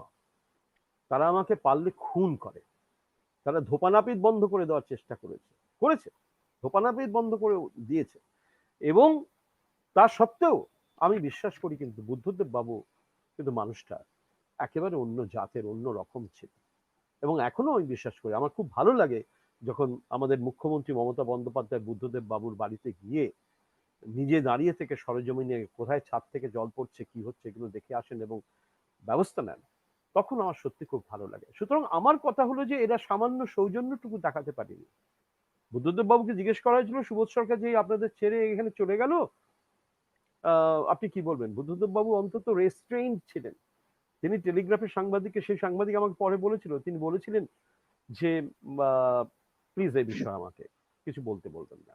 তিনি জানেন অন্তত তার সেই অনুভূতিশীলতাটা রয়েছে, সেই অনুভূতিময় একটা তার জীবন আছে রাজনীতির বাইরে, যেখানে তিনি মার্কেস পড়েন, যেখানে তিনি ঠিক। সুনীল গঙ্গোপাধ্যায় পড়েন, যেখানে তিনি শঙ্খ ঘোষ পড়েন, আবার তিনি তরুণ কবিদের কবিতাও পড়েন। সুতরাং সেই জায়গা থেকে তাকে আমি সম্মান জানাতে বাধ্য, কিন্তু অন্যদেরকে পারলাম না। অন্যরা খুনের রাজনীতি করেছে, অন্যরা ধ্বংসের রাজনীতি করেছে। তার তার যারা মন্ত্রিসভার কলিগ হোক আর পার্টির যারা শাসনতন্ত্রে রয়েছেন, তারা দিনের পর দিন এসব করেছে বলেন তাদের আজকে 7% নেমে এসেছে, তা নাহলে তো অনেক উপরে ঠিক, থাকতো তারা। ঠিক, ঠিক।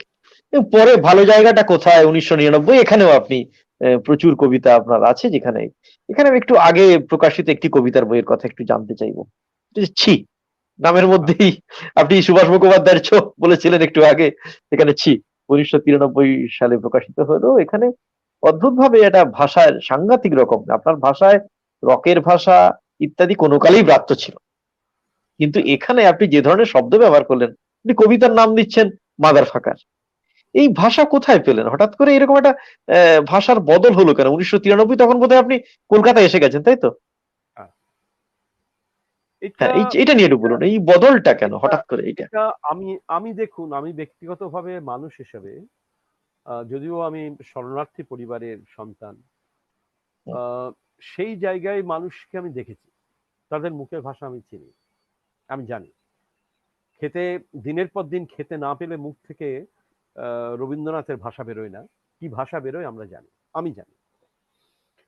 আমার এই সময়ে এই ছি বইটার একটা ট্রানজিশন হচ্ছে এই, যে আমি ভাষার দিক থেকে আমি তখন একেবারে উম, আমার মনে হয়েছিল যে রাস্তার ভাষাটাও কিন্তু কবিতায় উঠে আসা উচিত।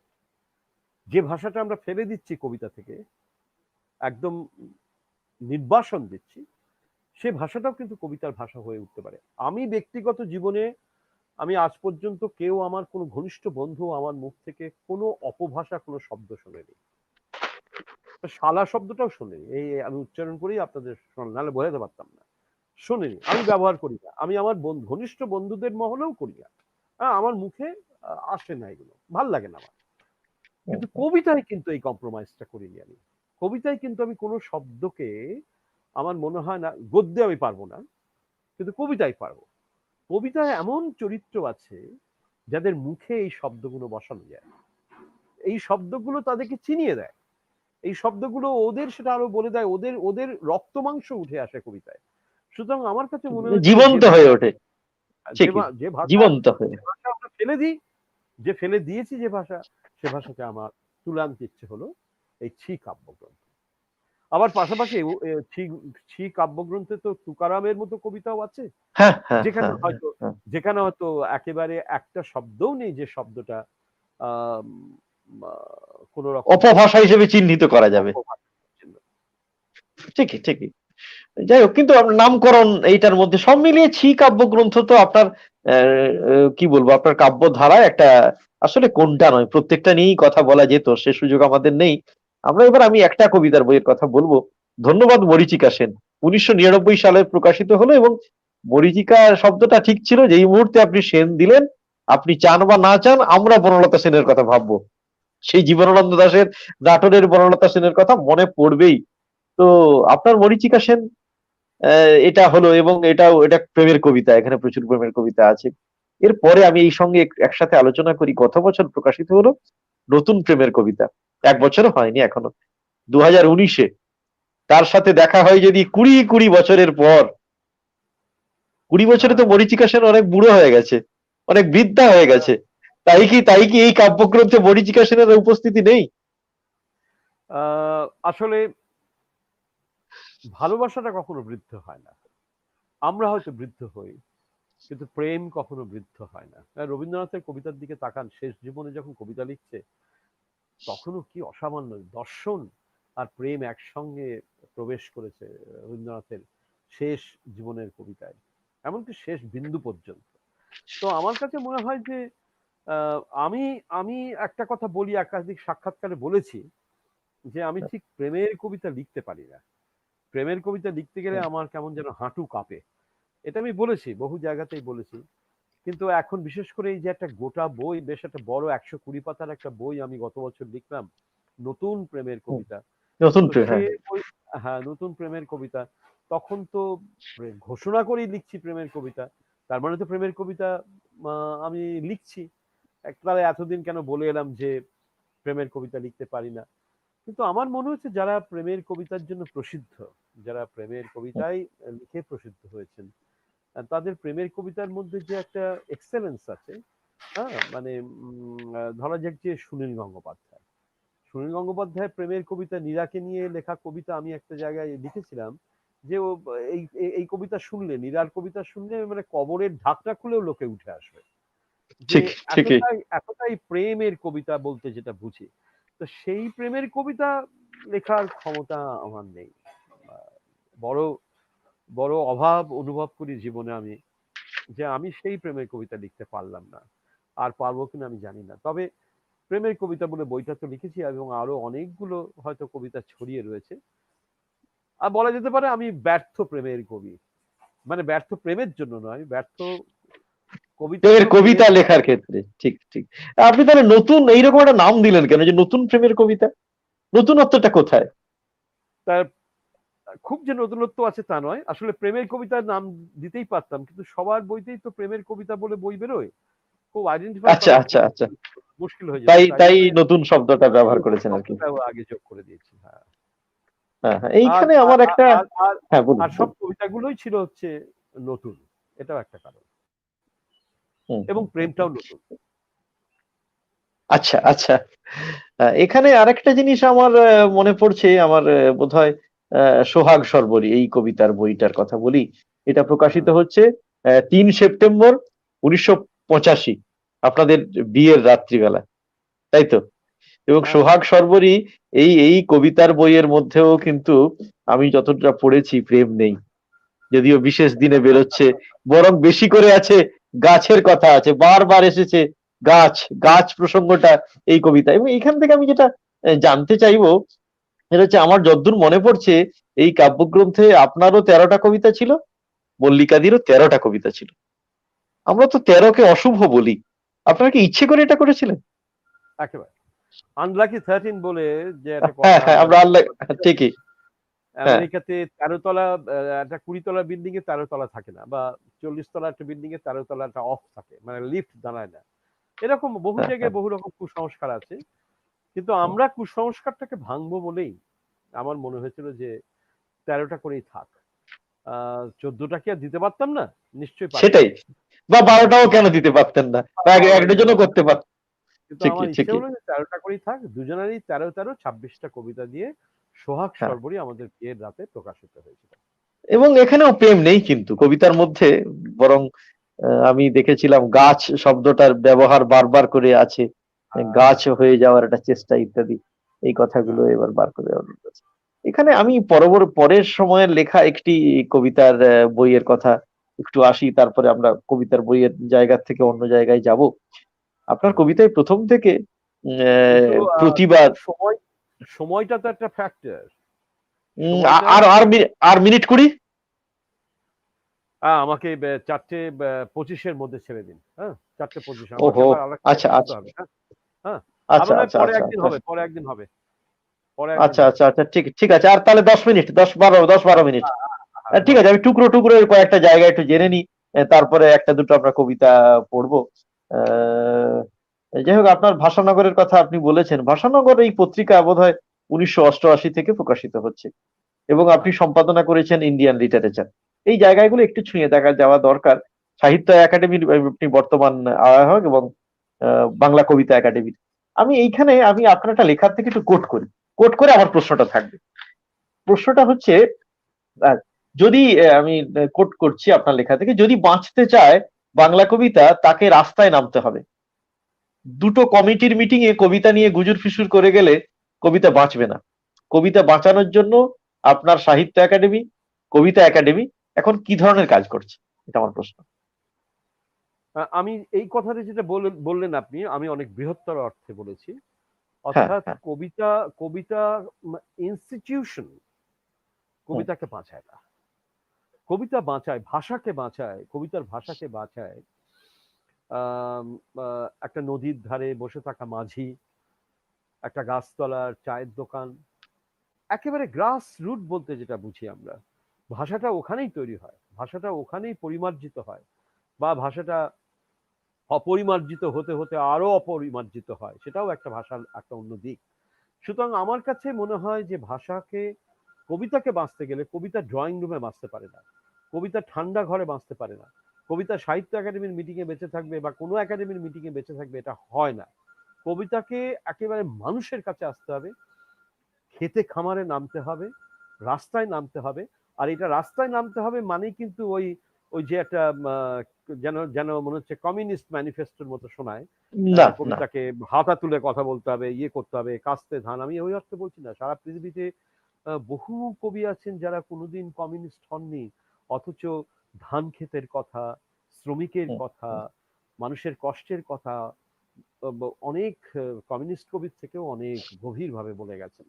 আর ওই কবিতা সেই সেই বিশ্বাসের জায়গা থেকে সবসময় কবিতাকে শেষ করতে হবে একটা লাল সূর্য উঠবে বলে একটা আশাবাদ দিয়ে। হুম। আমি এটা বিশ্বাস করি না। আমি তখনও সেদিনও বিশ্বাস করিনি, আজও বিশ্বাস করি না। কবিতা কবিতার মতো হবে। কবিতা হয়ে উঠবে মানুষের হৃদয়কে যাতে স্পর্শ করে তার জন্যই কবিতা।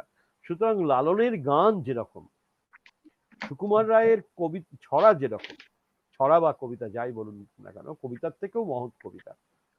তো এই এই জায়গাটাকে আগে নিতে হবে। কবিতা কবিতা মানে শুধু এলিটিস্ট কালচারের জন্য কবিতা নয়। আমার আমার কবি বন্ধুদের আমার সম্পর্কে ঘোর আপত্তির একটা কথা আপনাকে বলি, এবং আপনি কবিতার এত, আপনাকে আজকে জীবনে আমি প্রথম দেখছি, তা সত্ত্বেও বলছি যে হুম। আপনি এত ভালো কবিতার পাঠক, আপনার প্রশ্নগুলো শুনে বোঝা যায়। তো আপনাকে একটা কথা বলি, আপনি নিশ্চয়ই এই ব্যাপারটার সঙ্গে সুপরিচিত আছেন। আমার সম্পর্কে আমার কবি বন্ধুদের, বিশেষ করে যারা কবিতা লেখেন, তাদের একটা ঘোর আপত্তির জায়গা হচ্ছে যে সুবোধ সরকার তো কবিতা লেখে না, সুবোধ সরকার গল্প লেখে। আমি ধরে ধরে দেখাতে পারি যারা এটা বলেন তাদের কবিতা তো কি পরিমাণে গল্প আছে। গল্প রবীন্দ্রনাথ ছাড়া, রবীন্দ্রনাথ ঠাকুরের কথা ও কাহিনীর গল্প কবিতাগুলোকে ফেলে দিতে হয়। গল্প ছাড়া, এমনকি শেষ দিকের কবিতাতেও গল্প হ্যাঁ, ছাড়া ঠিক। কোনো কবিতা হতে পারে না। গল্প ছাড়া গল্প হতে পারে না, গল্প ছাড়া উপন্যাস হতে পারে না, গল্প ছাড়া মানুষের জীবনী হতে পারে না। গল্প না থাকলে একজন কবি কষ্ট পাবে কি করে?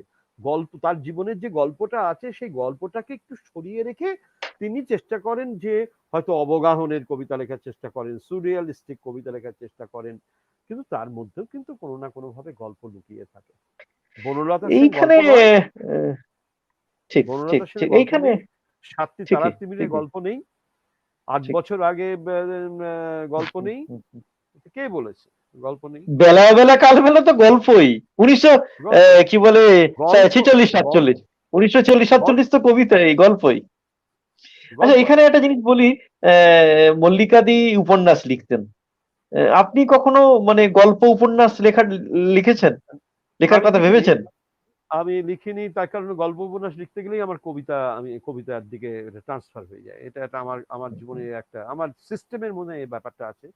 তবে একটা জিনিস মনে হয় এবার পারবো, বড় গদ্যে যেটা হাত দিয়েছি সেটা আপনাকে জানিয়ে রাখি, হুম হুম, আপনি যে প্লিজ। প্রশ্নটা করলেন, যে আমি আত্মজৈবনিক একটা লেখা দিচ্ছি, সরাসরি হয়তো আত্মজীবনী নয়, কিন্তু আত্মজৈবনিক, যার প্রায় ৫০-৬০ পাতা আমি লিখে ফেলেছি ইতিমধ্যে। আচ্ছা তো আচ্ছা, মানে আশা যে করি আমি সময়ের ভেতর দিয়ে আপনি বড় হয়ে আমি উঠেছেন সেই সময়টাকে আমার ধরেছেন। আমার আমার আমার এই আমার চোখে দেখা যে আমার সময়, এই সময়টাই হচ্ছে আমার কাছে সবচেয়ে বড় চরিত্র।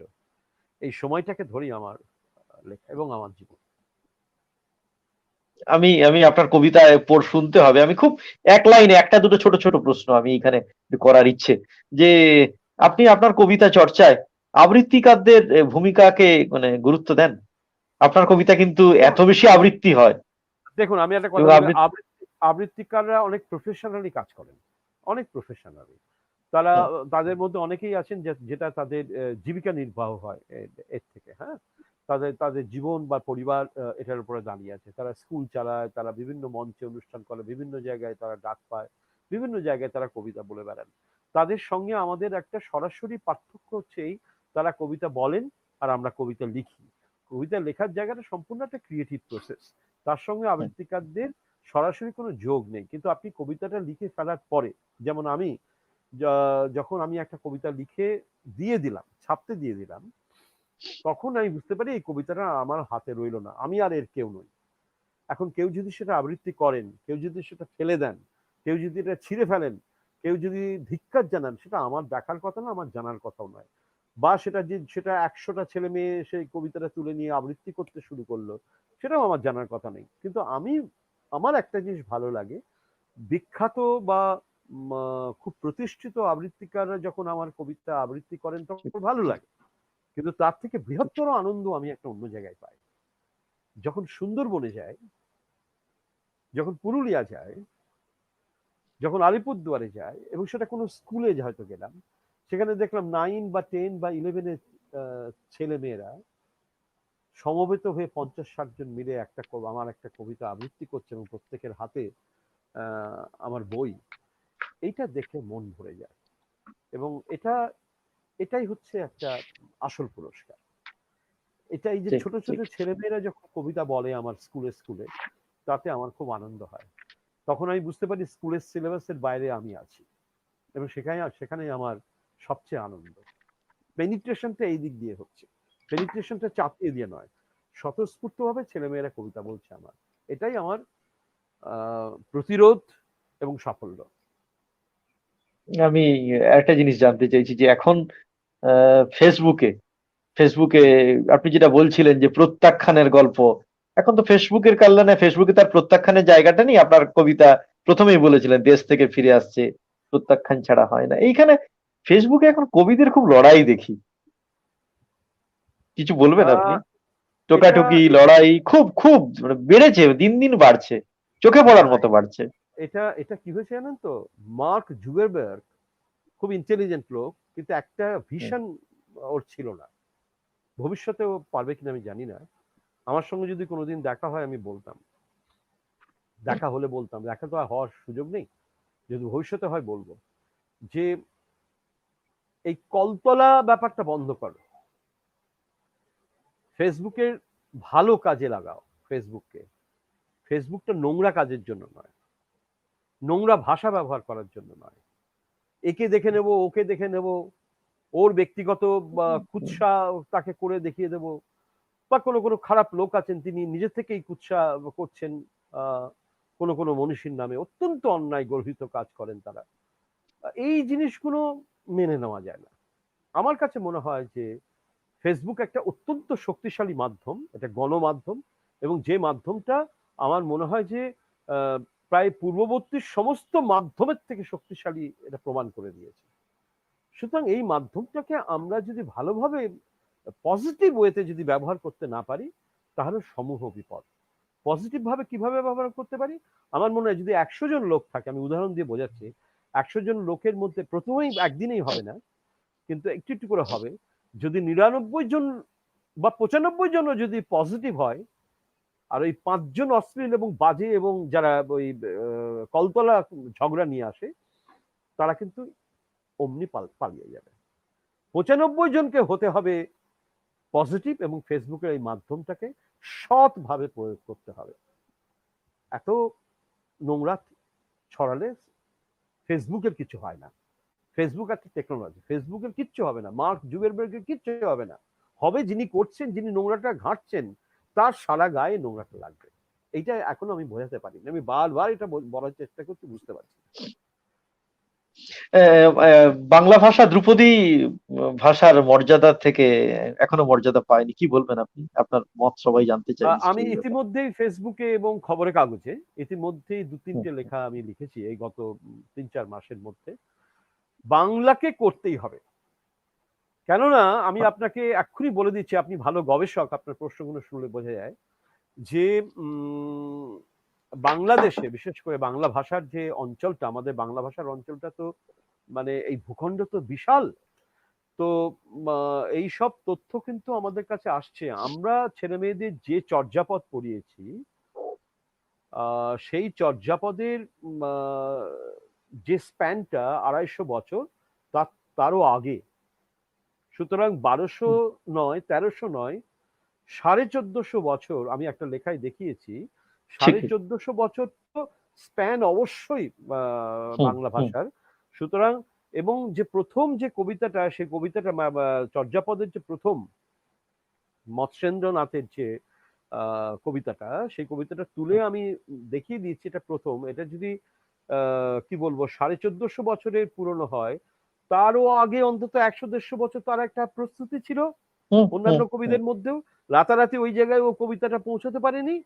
সুতরাং আমরা যে চর্যাপদ পড়ছি কলেজ ইউনিভার্সিটিতে, সেটা অনেক পরিণত চর্যাপদ। তারও আগের চর্যাপদের রিমেইন্স গুলো সবসময় পাওয়া যায় না, অনেকটাই হারিয়ে গেছে। কিন্তু আমি ওইটা আমার লেখাটায় কিন্তু প্রমাণ করেছি যে 1500 বছর বয়স বাংলা ভাষার, 1000 বছর বা 1200 নয়, এটা অত্যন্ত ভুল ধারণা। সুতরাং বয়সের দিক থেকেও এটা ধ্রুপদী হওয়া উচিত। তাছাড়াও আরো অনেক অজস্র কারণ রয়েছে বাংলা ভাষাকে ধ্রুপদী এই তকমা, এই ক্লাসিক্যাল স্ট্যাটাস, এই এটা মর্যাদাটা দেওয়া উচিত। এই আজ না হোক কাল এটা দিতেই হবে। ওড়িয়াকে দিয়েছে যখন, ঠিক ঠিক। বাংলাকে দিতে হবে। আপনি সুবোধদা সমসাময়িক ঘটনা নিয়ে তো আপনার বহু কবিতা উঠে আসে। সারা গিলবার্টকে নিয়ে আপনি কবিতা লিখেছেন, জর্জ ফ্লয়েডকে নিয়ে কবিতা লিখেছেন আপনি? দেশ পত্রিকায় একটি আমি প্রবন্ধ লিখেছিলাম, সেটা হচ্ছে হ্যাঁ। এই যে কৃষ্ণাঙ্গ সংস্কৃতি নিয়ে। তার মধ্যে একটা কবিতা আছে, সেটা আসলে আচ্ছা। সরাসরি জর্জ ফ্লয়েডকে নিয়ে না হলেও এই প্রসঙ্গেই এই কবিতাটি লেখা, এই সময়ে লেখা। করোনা, লকডাউন, করোনা নিশ্চয়ই আপনার কবিতা। এই সময় আপনি মানে কি ধরনের কবিতা লিখছেন তার একটা শুনবো। এই কবিতা আমি আপনার দুটো তিনটে কবিতা। অনেকগুলোই লিখেছি। ও তো সারা গিলবার্ট শুনেছেন তো, আর হুম হুম ওগুলো হুম তো হুম। বলার কিছু নেই। ওটা ইতিমধ্যেই তবু আজকে অনুষ্ঠান শেষ ব্রততী করব ওটা একটু। অনুবাদ করে ওটাকে ভাইরাল, কণ্ঠে ধরে ওটাকে ভাইরাল করে দিয়েছে। ঠিকই ঠিকই। আমরা আরেকটা জিনিস আমি আমি একটা একটা পুরনো লাস্ট, কবিতা বলে আমি একটা পুরনো কবিতা বলে শেষ করবো। হ্যাঁ, বেশ আমি একটা শুধু এক লাইনে একটা জিনিস জানতে চাইছি, যে আমরা খুব বল। ইচ্ছে জানার আর কি, হ্যাঁ যে আপনি একসময় গান গাইতেন, গানের চর্চা করতেন, অনুষ্ঠানও করতেন। গানের চর্চা এখন করেন? একা একা তখন থাকেন? হ্যাঁ, গান গান চর্চা নয়, গান আমার যখন গাইতে ইচ্ছে করে, আমার মাথার কাছে হারমোনিয়াম থাকে, যখন ইচ্ছে করে তখন আমি আমার হারমোনিয়াম নিজের নিয়েই গান করেন? হারমোনিয়াম নিয়েই বসে গান করি, কিন্তু গানটা শোনানোর জন্য গাই না বা মঞ্চে গাইবো বলে গাই না। আমার নিজের নিজের জন্য? হৃদয়ে নিজের কানে যে মঞ্চ আছে সেই মঞ্চটার জন্যই আমি গান গাই। আর আমার গান গাওয়ার পেছনে আরেকটা ইতিহাস হলো এই, আরেকটা কারণ হলো এই, যে আমি একটি বই গত 40 বছর ধরে পড়ছি। অনেক বই হয়তো পড়ছি, কিন্তু একটি বিশেষ বই, যে বইটি ছাড়া আমি জীবনে বাঁচতে পারবো না, একদিনও বাঁচতে পারবো না। সে বইটির নাম হচ্ছে গীতবিতান। আমি 40 বছর ধরে এই বইটি পড়ছি। সুতরাং এই যে আমি যখন গানটা করি, আসলে তখন আমি গীতবিতানটাই পাঠ করি। এটাই আমার আনন্দ। সুবোধদা, এবার কবিতা। কবিতা, কবির কবিতার কথা আজকে বলছেন একজন কবি, কবিতা ছাড়া তো হয় না। আপনি কিন্তু কবিতা পড়ুন এই কবিতাটা তারপর। আমার এত জায়গায় বলতে হয়েছে, আমার স্মৃতিতে আছে। এটা ভালো জায়গাটা কোথায়, যে বইটির কথা বললেন, সে বইটির হুম, কবিতা। কবিতাটার নাম ঘুষ। রবীন্দ্র রচনাবলীর নবম খণ্ড দিয়ে চাপা দেওয়া একটা সুইসাইড নোট, ছেলেকে লেখা। লিখে হাতে ব্লেড নিয়ে বাথরুমে ঢুকেছিলেন মাস্টার মশাই। দুপুরবেলা কাজের লোক দরজার তলা দিয়ে রক্ত আসছে দেখে চিৎকার করে ওঠে। ছেলেকে লেখা এই তার প্রথম এবং শেষ চিঠি। অরণি, আমি বিশ্বাস করি সন্তান পবিত্র জলের মতো। যদিও তোমার সঙ্গে আমার সম্পর্ক ভালো নয়, তবু তোমাকেই লিখে রেখে যায়, গত 2 বছর তোমার মায়ের চিকিৎসা বাবদ আমার যৎসামান্য সঞ্চয় আপাতত নিঃশেষিত। চিকিৎসার ব্যয়ভার আমি আর নিতে পারছিলাম না। জীবনে তোমার টাকা ছুনি, মরেও ছোব না। আমি আজীবন ছাত্র পড়িয়েছি, জ্ঞান তো কোনো অন্যায় করিনি। গত মাসে আমার স্কুলে এক অভিভাবক এসে ঝুলোঝুলি করেন তার ছেলেকে নেবার জন্য। আমি প্রথম দিন ফিরিয়ে দিই, দ্বিতীয় দিন ফিরিয়ে দিই, তৃতীয় দিন পারিনি। তিনি আমাকে একটা মোটা খামে 30,000 টাকা দিয়ে চলে যান। সেই টাকায় এই মাসে তোমার মায়ের চিকিৎসা চলছে। জানি না তিনি কোনোদিন বাড়ি ফিরবেন কিনা। ফিরলে বলো, পৃথিবীতে আমার বেঁচে থাকার অধিকার চলে গেছে। ইতি বাবা। যখন সারাটা দেশ দাঁড়িয়ে আছে ঘুষের টাকার উপর, তখন রবীন্দ্র রচনাবলী দিয়ে চাপা দেওয়া একটা সুইসাইড নোট, হাসপাতালে গাছের তলায় গা ছমছম করছিল। এগিয়ে গেলাম সাদা কাপড়ে ঢাকা মাস্টার মশাইয়ের দিকে, একটু বেরিয়ে থাকা পা দুটোর দিকে। ওই একটু বেরিয়ে থাকা পা দুটোই যেন ভারতবর্ষের শেষ মাটি।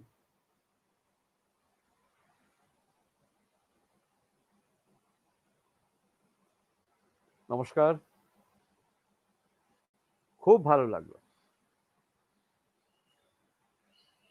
লেখা আপনার একটি ভারতীয় কবিতাই আসলে শুনলাম এতক্ষণ ধরে।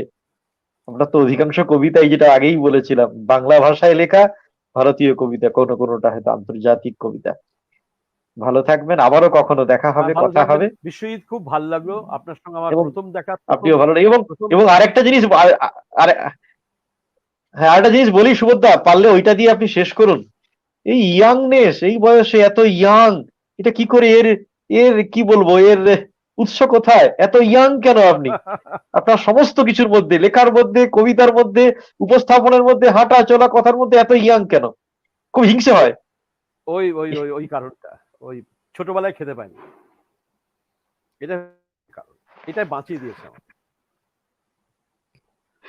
ঠিক ঠিক আছে, ঠিক আছে, ভালো থাকবেন। ঠিক আছে। হ্যাঁ, হ্যাঁ, সবাইকে, নমস্কার। আপনারা যারা এতক্ষণ শুনলেন মন দিয়ে, আপনাদের সবার কাছে আমার কৃতজ্ঞতা। এবং এই পরিচালন সমিতি যারা এটা অনুষ্ঠানটাকে আয়োজন করেছেন, তাদেরকেও আমার কৃতজ্ঞতা, আমার শুভেচ্ছা।